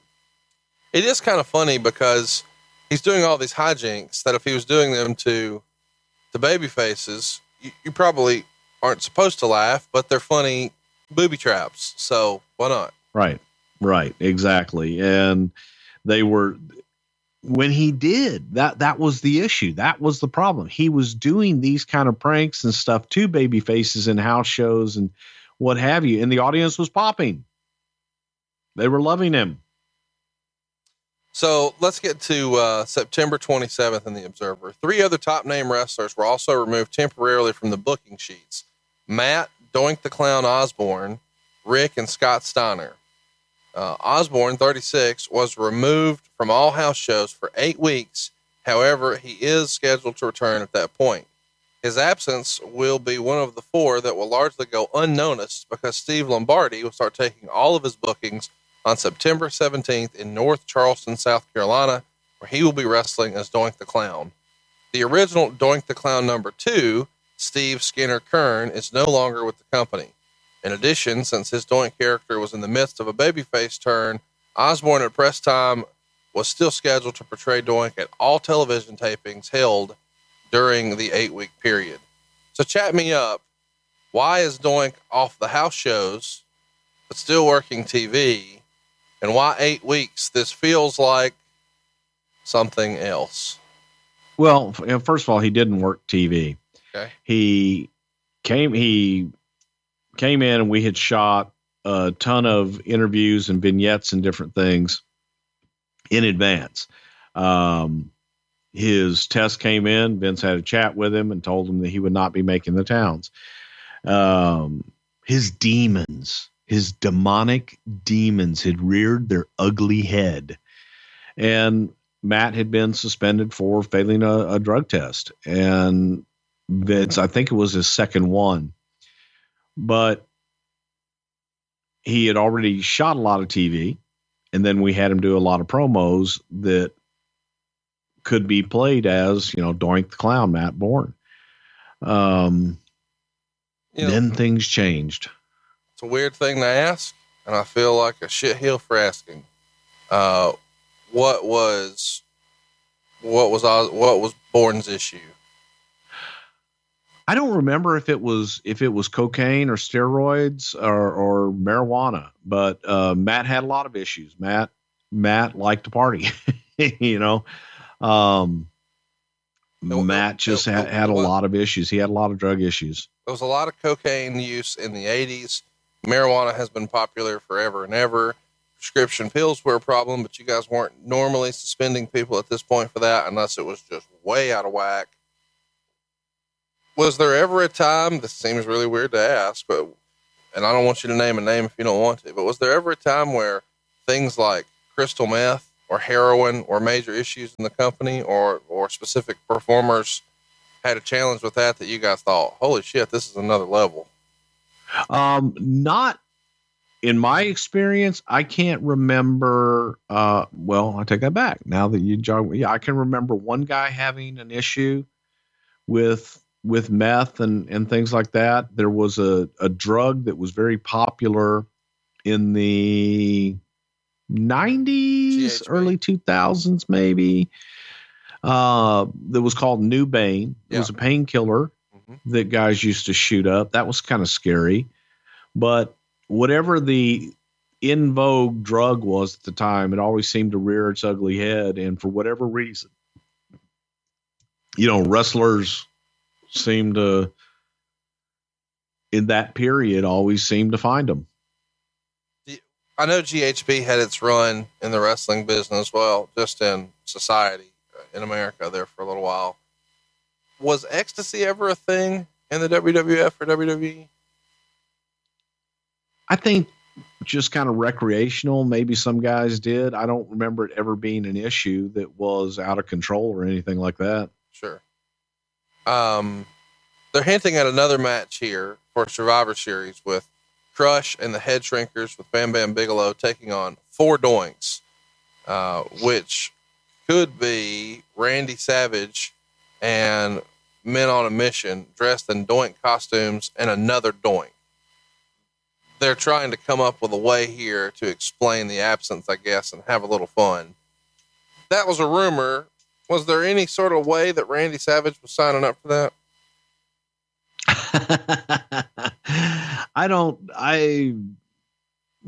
That sounds just like a rumor of somebody of Dave Meltzer just having a talent sheet in front of him and going, oh, I bet they're going to do this with Randy. He'll never do it. Just stirring stuff up. No, we were at this point in time, we were more concerned with what the hell are we going to do with Doink? Is he coming back? Vince had gotten a little disillusioned dealing with Matt Borne. And in this time with the suspension and everything, he wasn't sure whether or not he wanted to bring him back, but he loved the Doink character. Bam Bam Bigelow came to us with a friend of his named Ray Apollo. And Ray was similar build, had a little bit of the belly. No one had ever really seen Ray before, right. But Bam Bam assured us he was a great worker, a great technical wrestler, and great guy. He came and talked to us, and he was a very jovial guy, really nice guy. And we tried him out as Doink. So the decision was made then that we'll continue with the Doink character, but we'll have a different person portray Doink. The Observer on the 11th of October wrote, the Steiners and Matt Borne worked the tapings even though they've been pulled from house shows. Steiners will be back on the road in the final days of October, and the St. Louis Dispatch ran a short on Doink the Clown being suspended and making fun of an apparent WWF policy of allowing wrestlers who are suspended to still wrestle on television, comparing it to the NHL's ludicrous policy last season when players who were suspended had to serve their suspension time only on days when their team didn't have games, which seems ridiculous. But you're saying that this was not actually Matt Borne, but Doink was there, just it was Ray Apollo. By that time, I know Doink had done promos, and Doink had done a lot of stuff beforehand.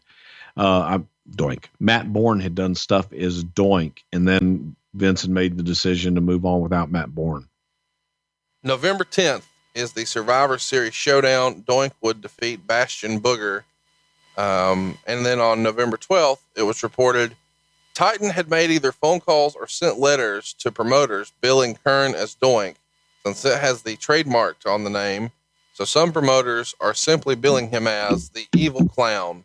So Steve Kern was out here doing shots in the Doink gimmick. But do you recall anybody getting a pass on that?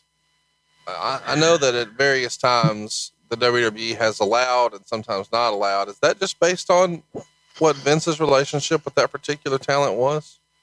It really was based on what we knew and what they knew and who came forward. There were so many different promotions all over the country, all over the world, that were promoting Doink, because again, you could dress him up in a clown outfit and he could go out, and it's kind of hard to tell who's behind that, but they would use that trademark. When we knew about it, we would go after him, but a lot of times we wouldn't know about it until after the fact. November 15th Observer, Dave would write, Bam Bam Bigelow has also been pulled from all bookings. His wife is about to give birth any day now. He's been replaced in his matches against Doink the Clown by Brooklyn Brawler, which is ironic since Steve Lombardi had been playing Doink up until that point. No word who is playing Doink, but it may be Phil Apollo. Matt Osborne, who was the original Doink, won't be back and is now taking independent bookings. Now it's come out that Osborne has said that Bigelow tattled on him for smoking weed in the hallway of his hotel, and that's what led to him being fired from the WWF. Catch us up here, Bruce. Is that really the final straw? Did they get a report from the road that he's lighting up in the hallway? I don't remember that, but I do know that Vince had gotten tired of dealing with Matt and several of his issues. And again, this is what I love about the reporting of Dave Meltzer. Phil Apollo was a guy from Jersey, Philadelphia area, really, really nice guy. He had worked in Dallas and he had done jobs for us up there as well. Phil Apollo was not Doink. Right. It was Ray Apollo. Right. But yet Meltzer, with his half-assed reporting, just heard an Apollo. He knew there was a Phil Apollo about the same size. He'd never heard of Ray Apollo. He didn't, another case of he had no real clue. He didn't know. He was just going on rumor and innuendo, and had heard the name Apollo. So he assumed, and with, probably some guy in the crowd said, "Hey, that looks like Phil Apollo." It was always Ray Apollo. It was never Phil Apollo. Do you think anybody portrayed Doink as effectively as Matt Borne did? I mean, Steve Lombardi had his hand at it. Kern had a shot. Ray Apollo had his turn.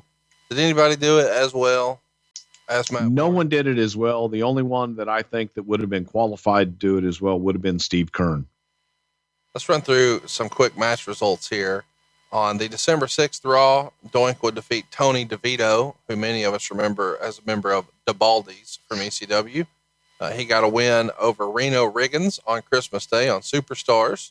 He beat Dwayne Gill, who we would know as Gilbert, on the January 2nd, 94 edition of Wrestling Challenge. And let's get to Survivor Series 1993. The four Doinks, who turned out to be men on a mission and the Bushwhackers, beat Bam Bam Bigelow, the Head Shrinkers, and Bastion Booger in about 11 minutes. What did you think of this match here? I thought it was 9 minutes too long. It won the worst match of the year in the 1993 Observer poll. So if you want to see the worst match of the year, go to Survivor Series 93 and check out Men on a Mission and the Bushwhackers taking on Bam Bam Bigelow, Head Shrinkers, and Bastion Booger. Who booked this shit? Well, see, here is what the problem became. Yes, we own the Doink trademark. Yes, we own the look, we own the name and everything. We figured we could put somebody else behind the clown makeup and make this damn thing work. Unfortunately, what made Doink, the evil clown, work was the man behind the makeup, and that was Matt Borne, because he was truly a sadistic guy. His in-ring work was crisp. It was good. It was believable, and you believed that he could actually beat his opponent in wrestling. And he embraced being the clown. When you got to Ray Apollo and everybody else, they went all the way to the other side to being the clown. And the wrestling part of it was non-existent. It didn't match. So now you went from a wrestling clown versus a clown wrestling, but you went from a wrestling clown to a clown. That makes any sense, because they were more concerned about the ha-ha stuff and doing all the other crap instead of being a sadistic great wrestler in the ring and being believable. So this is kind of fun. Matt Borne was still using the Doink gimmick on the indies, of course, before the WWF tries to shut him down, I'm sure. But he's wrestling for the NWA PWA as Doink, and he put over Hawk, which I think is kind of fun, since Hawk is the guy who's kind of credited with the idea. And the character Doink is working house shows, mostly against Bam Bam Bigelow in December and January. Come Royal Rumble time, Doink enters the Royal Rumble match at number 14, but he's eliminated by Bam Bam Bigelow. And then Matt Osborne, the original Doink, debuts at the USWA television tapings on January 22nd, and he's got bleached blonde hair here. He's portraying a magician gimmick called the Great Mustafa. So he's got like a pistol here that shoots a flame, and he's wearing a cone-headed wizard hat. This feels like Matt Borne is creating characters in WWE 2K18. I mean, first of all, with Doink and now a magician gimmick, I mean, you could create this type of character on WWE 2K18, could you not, Bruce? You can create pretty much any character that you want to create, because it's the biggest video game franchise in WWE history. And 2K18 is the brand new edition. It's the one that my son Kane has been waiting for. It features Seth Rollins on the cover, and it promises to bring you closer to the ring than ever, with hard-hitting action, excitement, new game modes, deep creation capabilities, and every single thing that you have come to love about WWE 2K. Kane got this the other day. Now, I got a little inside scoop here for you, because my good friend Raymond over at 2K18 sent me an advance copy.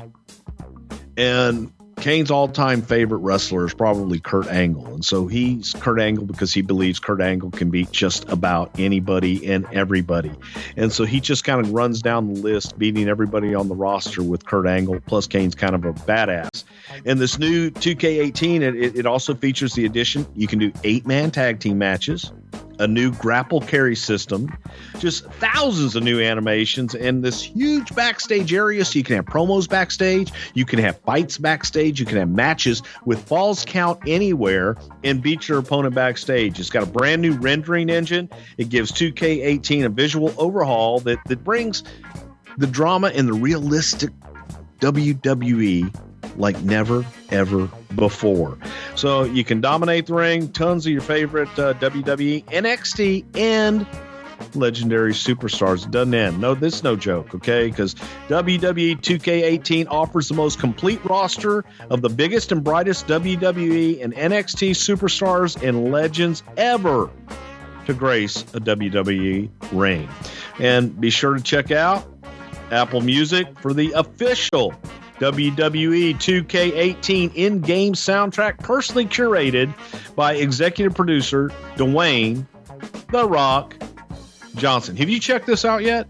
I have, and I want to challenge all of our listeners. If you are playing this game and you create a Brother Love or a Bruce Prichard or a Something to Wrestle, or you upload some shirts or whatever sort of little skits or gags that you enjoyed that we've talked about here on the show, maybe some characters that we've talked about that could have been or should have been or would have been, or any sort of silliness from the show, please share those screen grabs with us on Twitter. We would love to see them. It's at Prichard Show. Of course, he is at Bruce Prichard. I am at Hey, it's Conrad. And feel free to tag WWE 2K18 because we want to make sure that everybody knows how great this game is and how fun this customization stuff can be. And to learn more about it, just go on over to wwe.2k.com. Buy it right now. That address again is wwe.2k.com.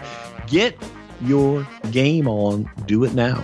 There's a couple of special editions out there that are pretty awesome too. Check it out. It's a worthwhile investment. You're going to have a good time. So let's talk about what's going down here. We get the introduction of Dink. So Doink and Dink are working Bam Bam and Luna in mixed tags on house shows in March.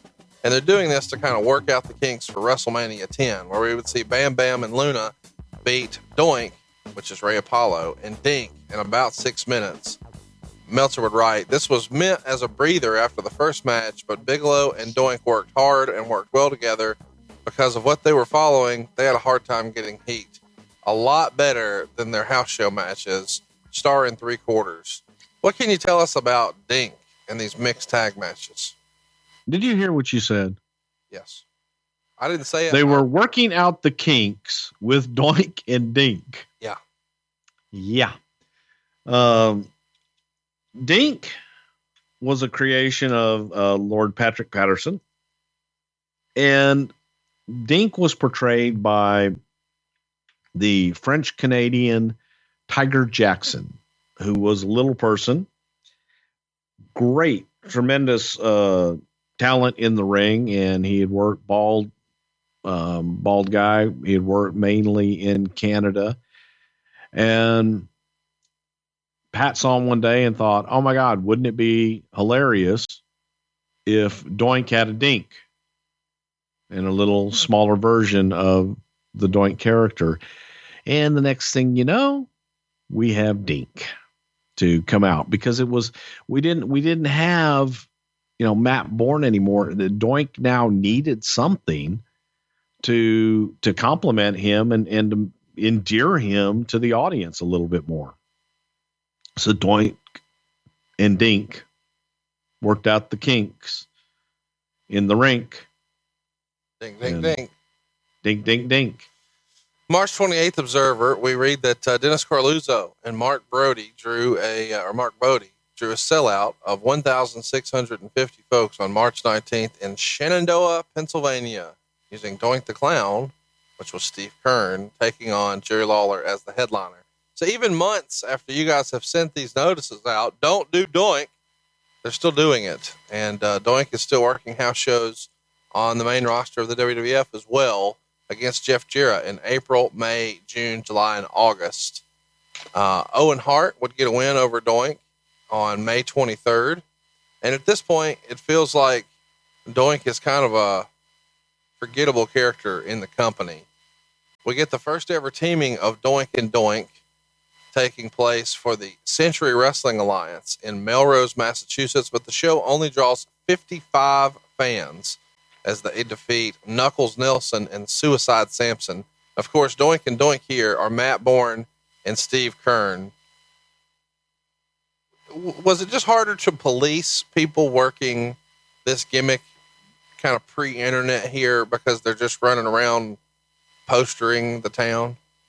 Exactly. And you didn't have the widespread internet to let you know what the hell was going on. And the advertisings were such that it was a local thing. You didn't know where everybody was. And instead of going to, which I'm pretty sure we did on Kern's part, but in a lot of respects, sometimes they wouldn't go to the talent that was portraying the gimmick. They would go to the promoter that was promoting it. That's a one-off. That's a one-shot thing. Instead of going to the talent that was portraying it and doing some kind of an injunction against them, they would just go after the promoters and try and stop them from advertising it. On August 8th, Bam Bam tags with IRS to defeat Tatanka and Doink. And then towards the end of the month, there is the NWA World Title Tournament for ECW, August 27th, 1994. And famously, I think a lot of people have forgotten this, Matt Borne was actually in that tournament, and he was pinned in about a minute against 911. He starts to wrestle under the name Born Again. Meanwhile, in the WWF, Doink was still working house shows against Jeff Jarrett. Did you ever see the Born Again character that he was trying to portray? Because he's got most of the Doink outfit on, but he'll take the mask off. And so he's just got a little bit of makeup on, but not much. And he's trying to do a totally different version of the character. Did you ever see Born Again? I did. And I actually half-assed kind of liked it from the standpoint of it was unique. It was taking a character that he really made and trying to evolve from it. I liked the concept of it. I really and truly did, but I was a big fan of Matt Borne throughout his career. The September 19th Observer would report the television commentary seems to hint of an eventual turn back by Owen Hart, although not in the near future. And of course, the face turn and split up of Diesel and Shawn Michaels, and that they've teased Doink going back with Ted DiBiase. It may just be a tease. Was there some sort of conversation here of trying to turn Doink heel again at this point? No, we think that ship had passed, and I don't believe that anybody really felt that Ray had the chops to be that evil clown. He was, and plus the character had taken that turn. It was already too far down the road to be a cartoon gimmick and a fun gimmick and something that, unfortunately, it was hard to take seriously, and maybe we had just kind of jumped the shark there. It was reported on the October 31st Observer that before a television taping, McMahon held a team meeting and makes all the wrestlers watch a tape of his interview with Chet Kopic. And he says that this is the party line and what you're supposed to say when interviewed. Somehow the subject of kayfabing is brought up, and McMahon tells the boys that everybody needs to kayfabe more, which was maybe unintentionally hilarious because somewhere in that same interview with Kopic, McMahon says even a 7-year-old would know Doink and Undertaker weren't real. After the video, they do a Q&A session, and Bret Hart somehow goes on a diatribe about how horrible it is that this meeting would be in the Observer, and then starts to complain about receiving bad match ratings. This was all printed in the Observer. Do you remember this meeting?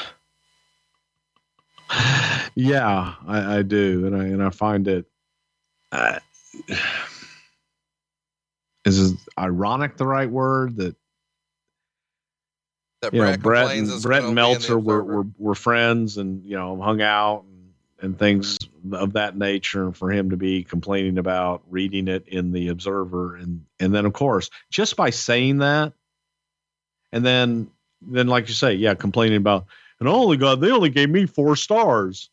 That was a 5-star match. And if it was in the Tokyo Dome, but anyway, and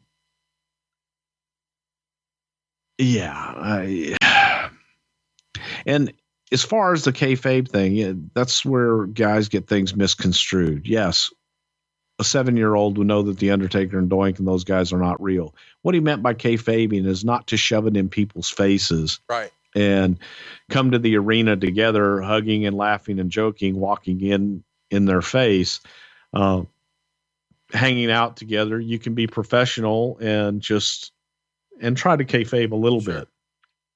Those days are gone, over, dead, doesn't exist anymore. So when Matt Borne is using the gimmick at the time, he's calling himself Doink the Borne, and Steve Keirn is wrestling as Doink the Kern. And there's a rumor that Dusty Wolf has started to use the Doink gimmick on the indies as well. So in 94, there's 3 different Doinks on the indies, and one, of course, in the WWF.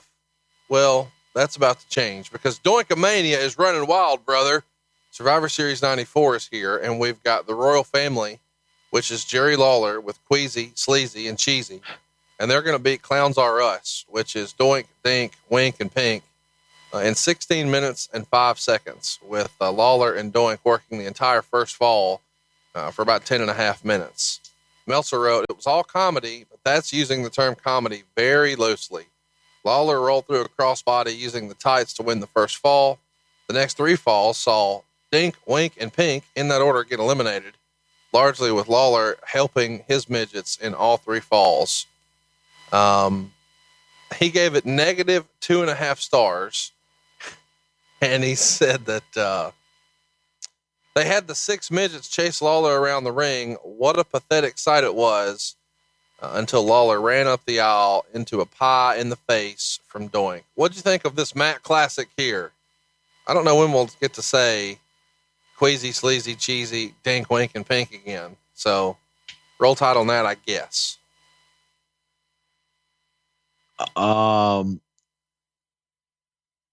Well, worst match of the year in 94. You know what? Would it have been worst match if it was in the Tokyo Dome?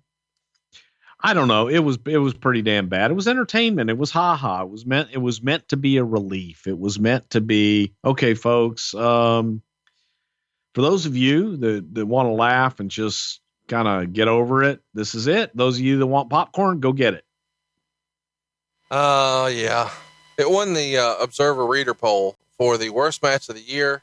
Doink and Lawler won the worst feud of the year. So Doink, hang on. Let me get this straight. So Doink won worst match of the year 2 years in a row? 2 years in a row. And this year he wins worst feud of the year with Lawler. But we're not done. He also won the most embarrassing wrestler award for 1994. Now, again, none of this is from Dave Meltzer. I know you're going to rant about that in a minute. These are the readers of the Wrestling Observer. People were not buying Doink, but at this point, it's not Osborne. It's a hodgepodge pair of characters.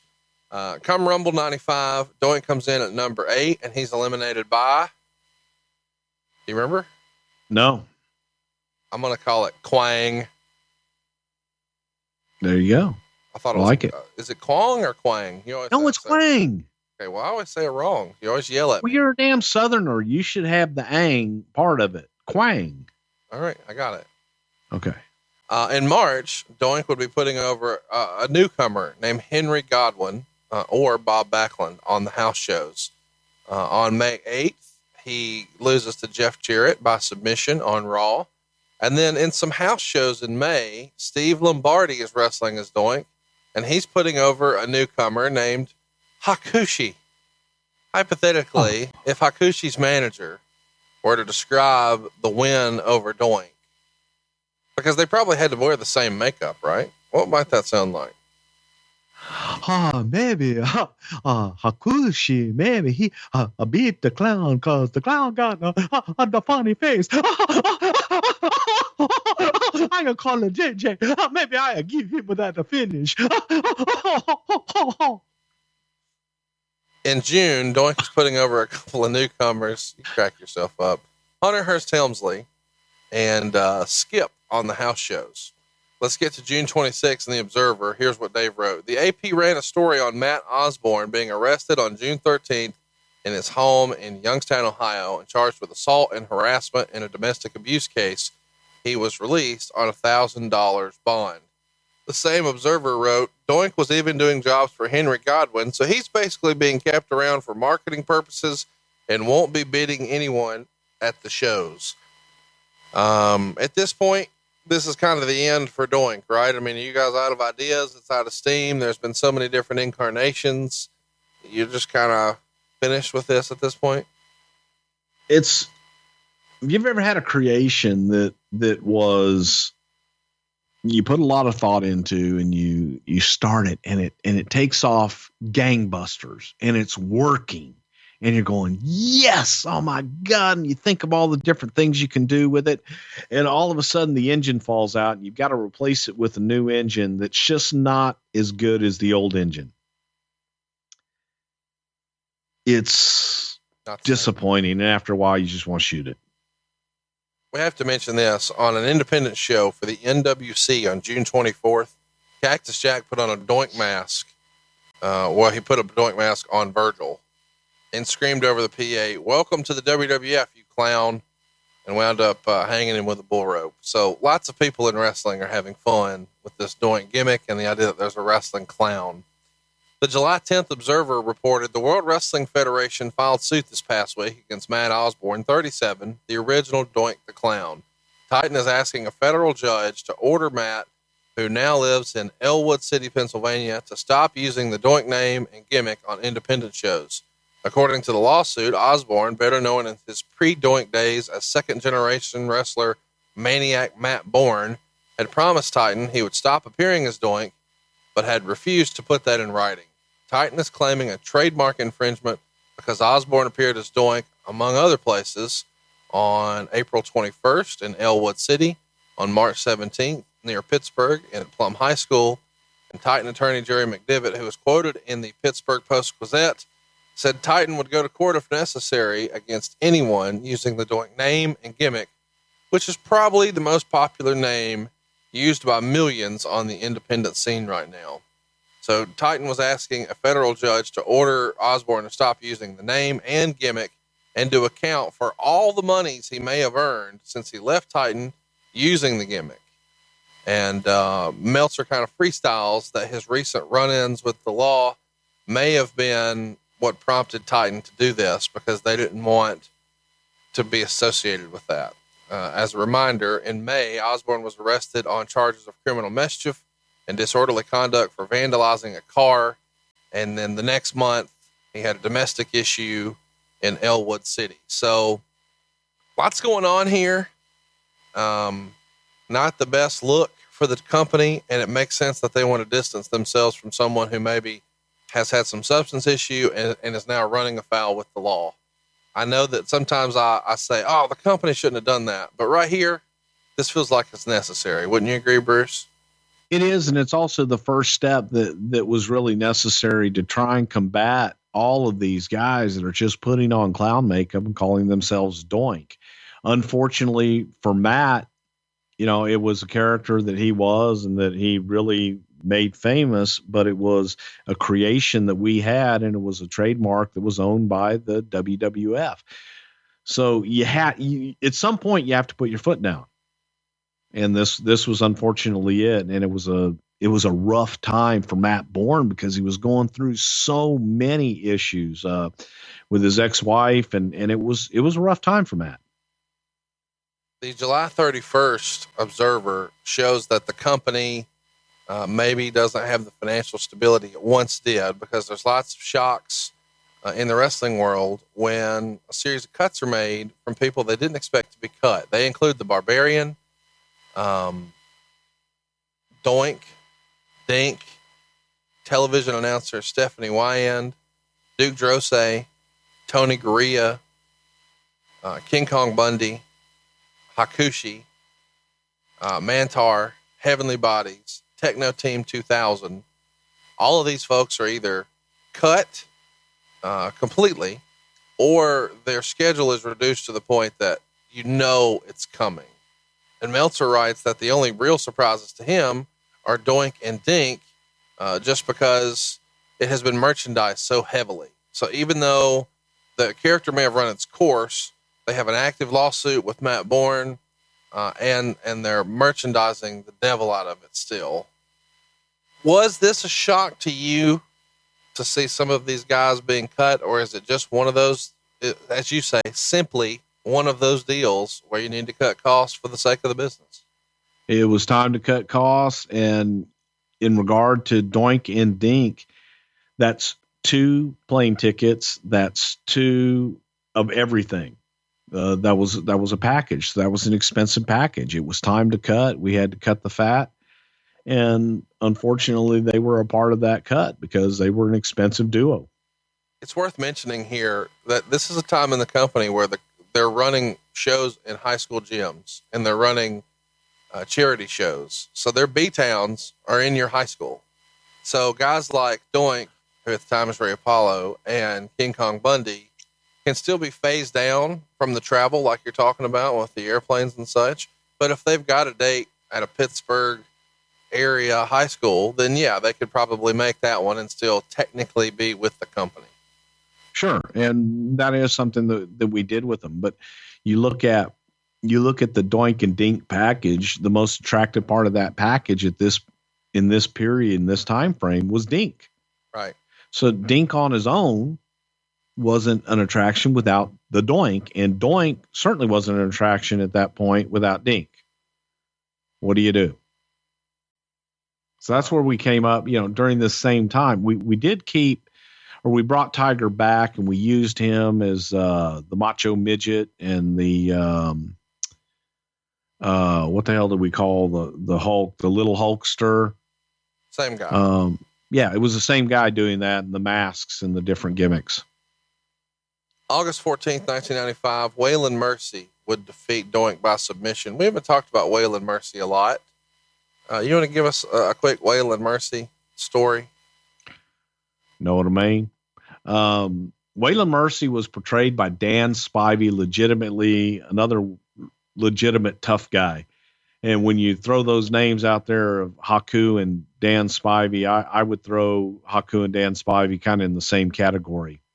Really? But, oh yeah, Danny's badass, legit badass, and had a lot of substance abuse problems throughout his career and throughout his life, and has really turned his life around now to where he's helping people with substance abuse problems, and has a great business, and is credited for saving a lot of lives and doing a lot of really, really good stuff. Smart guy, sweetheart of a guy, but you would never, ever, ever want to get on his bad side. He's another one that used to like to hook an eyeball here and there. Oh, so there you go. October 16th, Hunter Hearst Helmsley would defeat Doink on Raw. They did a show in February of 96 in India, and Doink would beat Zip there. And sometime during the early summer 96, Doink was no longer used on television for the WWF, but Doinkomania was still running wild on the indies. Do you remember when and where and how the plug was officially pulled on Doink? It feels like it just faded away, but do you remember there being a moment where you guys kind of drew the line in the sand? That's it. No more Doink. No, it just kind of faded away. He was local. And so from time to time, to save on trans, we would use him, but he just kind of faded away. We should mention that the character Doink, the gimmick, would be brought back periodically over the years. The Slammy Awards, the night before WrestleMania 13, Doink was in the crowd shooting water at people. And when Steve Austin walked off the stage after winning a Slammy, he shot water at Austin, and Austin attacked him. Who was playing Doink that night? Was that Brawler? That was Brawler. On March 26, 2001, Chris Jericho would dress as Doink and jump out of the crowd and attack William Regal. At WrestleMania 17, Doink participated in the Gimmick Battle Royal. Who was doing the Gimmick Battle Royal that night? That was Ray Apollo, I believe. Because I think we had Brawler as Brawler, and I think we actually brought in Ray to do the Doink gimmick. At Vengeance 2003, Eugene would appear in the APA Barroom Brawl, which I'm sure we'll cover at some point, but he was wearing a Doink mask. And I guess we should mention that Chris Benoit defeated Doink, who was Eugene, on July 31st, 2003 on SmackDown. Eugene as Doink, Nick Dinsmore as Doink. I wanted to bring back, go back and look at, we were going to bring back the character Doink the Clown. And I touched on this recently with Glenn Ruth, who was one of the headbangers. And he was going to be Doink the Clown, DTK Enterprises. And it was going to be Clown with a K, right? Because that's how you're supposed to spell it. You're supposed to screw up the spelling in wrestling. And he was going to be Doink the Clown. But if there was if you were to ask me, you asked me, well, you did. You said, who else could have pulled that off the right way that we envisioned the gimmick from the beginning? Nick Dinsmore as Doink the Clown. I believe that Nick Dinsmore could have pulled that gimmick off almost as well as Matt Borne. Not the same, but Nick was a good Doink the Clown. Nick could have been a great Doink the Clown, in my opinion. I don't think Nick Dinsmore gets enough love from wrestling fans these days. It was a silly gimmick, but he got it over. He did, and he put everything into it and made it work. Great teacher too, by the way. Unfortunately, Matt Osborne passed away on July 28th, 2013 in Plano, Texas. The cause of death was determined to be an overdose of morphine and hydrocodone. He had heart disease, and that was believed to play a factor in his death, of course. And in June 2015, a wrongful death lawsuit was filed against the WWE, alleging that, quote, WWE created a culture of violence and sacrificed Matthew Osborne's brain for its own profit, which led to further illnesses and injuries, including depression and drug abuse, which ultimately resulted in his untimely death. The WWE's attorney, Jerry McDivitt, said the suit was without merit and blamed the attorneys for taking advantage of the families involved. The suit was filed by Michelle James, the mother of two of Osborne's 4 children, and was litigated by an attorney who the WWE had already been familiar with in a number of other lawsuits. Ultimately, this was dismissed by a district judge, Vanessa Lynn Bryant, who ruled that they had failed to show his death was linked to CTE, which was kind of the crux of the whole thing. Doink was a downloadable character in SmackDown versus Raw 2009, and that's the last game he appeared in. But you can still make him in WWE 2K18, I'm sure. I know this is kind of a silly question, Bruce, but I feel like we should ask it because it did make an impact. We know there were several Doinks. Do you think the Doink character should ever be inducted into the WWE Hall of Fame? That's a tough one. I think that, unfortunately, who would accept it? That's well, yeah. I mean, that's a great question because I don't know. Is it just going to be, the widow of Osborne? Is it going to be Ray Apollo? Would it be Lombardi? Would it be Kern? Is it all of them? Is there a way to induct a character that wasn't just really one guy? Because it feels. What? You just said something interesting there. Would it be all of them? Yeah. And that could be. Could you imagine? We're going to induct Doink the Clown. Yeah. And out comes Kern, out comes Brawler, out comes Tony DeVito did it. Out comes Nick Denton, all the different ones in Doink get up. And they all accept it. I think that the character is Hall of Fame worthy. I don't know that the individuals that portrayed it for their Doink portrayal, I don't know, but I think that the character is definitely Hall of Fame worthy. Well, I had fun talking about Doink the Clown here, and we want you to be involved in the conversation. So we want you to go ahead and cruise over to Facebook, and whatever wins the poll this week, first of all, you should vote in the poll. One of our best polls ever. But whatever wins, we're going to ask you, hey, do you have a question?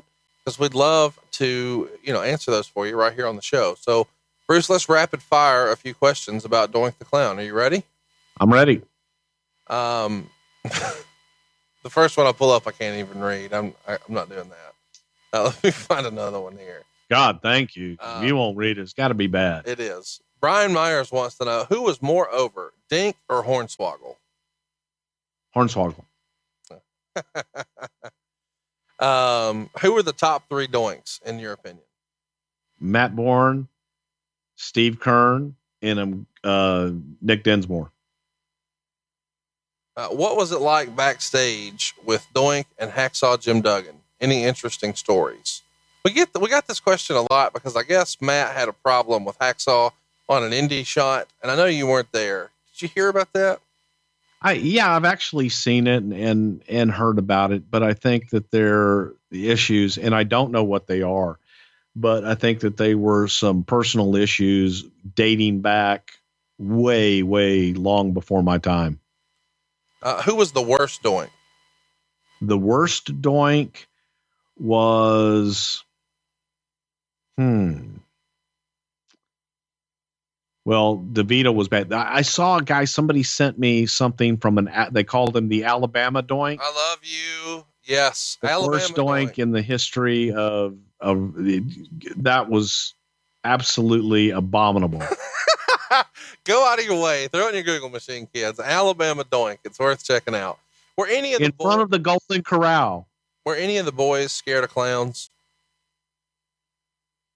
Regal. No, Regal was afraid of midgets. Regal wasn't afraid of clowns. Regal didn't like small people. He was afraid of Dink then. Was there an angle or a feud pitched that you loved for Doink, but it just never came to fruition? Yeah, I wanted him to work with Undertaker. Oh my gosh. Why did that get shot down? I assume this would have been 93. Why did that get shot down? Well, because it just was the timing of losing Matt Borne and him being over, so popular that everything that he was doing with baby faces, we didn't want him turning babyface on Undertaker. Here's a great question from Brad Jones. On an episode of Superstars of Challenge around Doink's debut, Vince growled and discussed, "Look at how yellow his teeth are."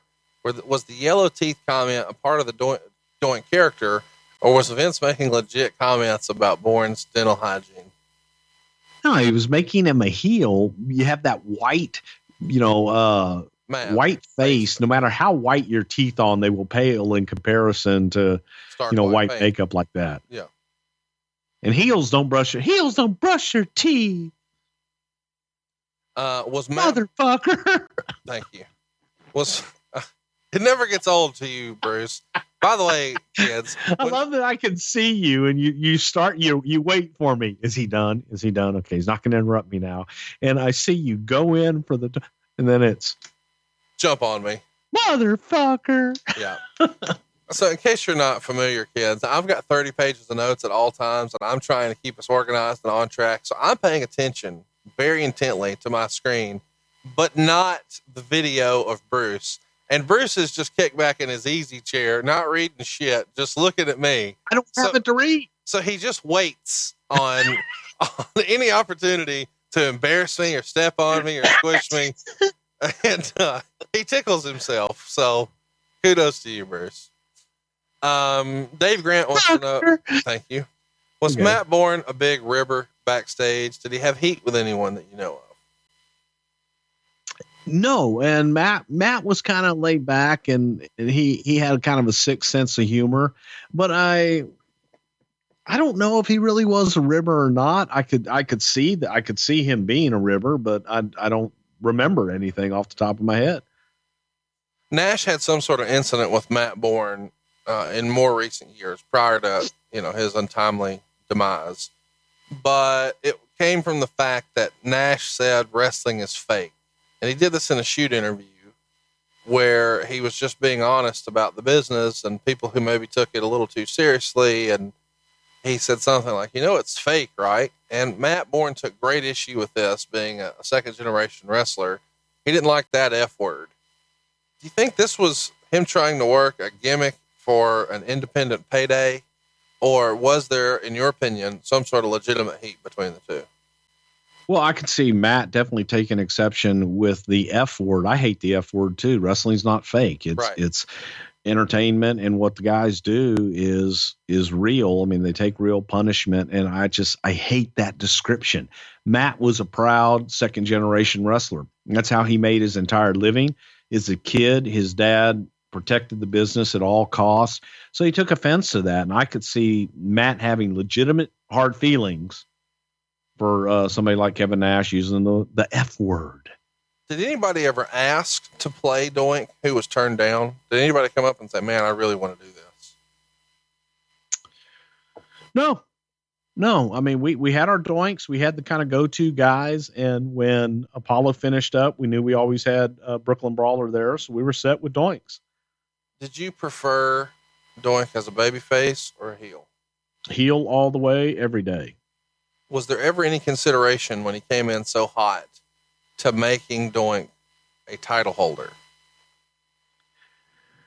Not necessarily a title holder, but a title contender without a doubt. Yes. Did Doink have a low-key big hog? I don't know what you're saying right now. What do you think Doink's legacy is going to be in professional wrestling? Like, now that it's all said and done, Doink is dead, and we're not going to see that character again. And unfortunately, we're not going to see Matt Borne again. What do you think Doink's legacy in wrestling will be? And what do you think Matt Borne's legacy in wrestling will be? Well, I'll answer the first part. Matt Borne's legacy will be Doink the Clown, in my opinion, because I think that he brought life to a great character, and he made it believable, and he made it everything that it could be. That's what I think about Matt Borne. I think Doink, the character overall, is going to go down as one of the greatest gimmicks in the wrestling business.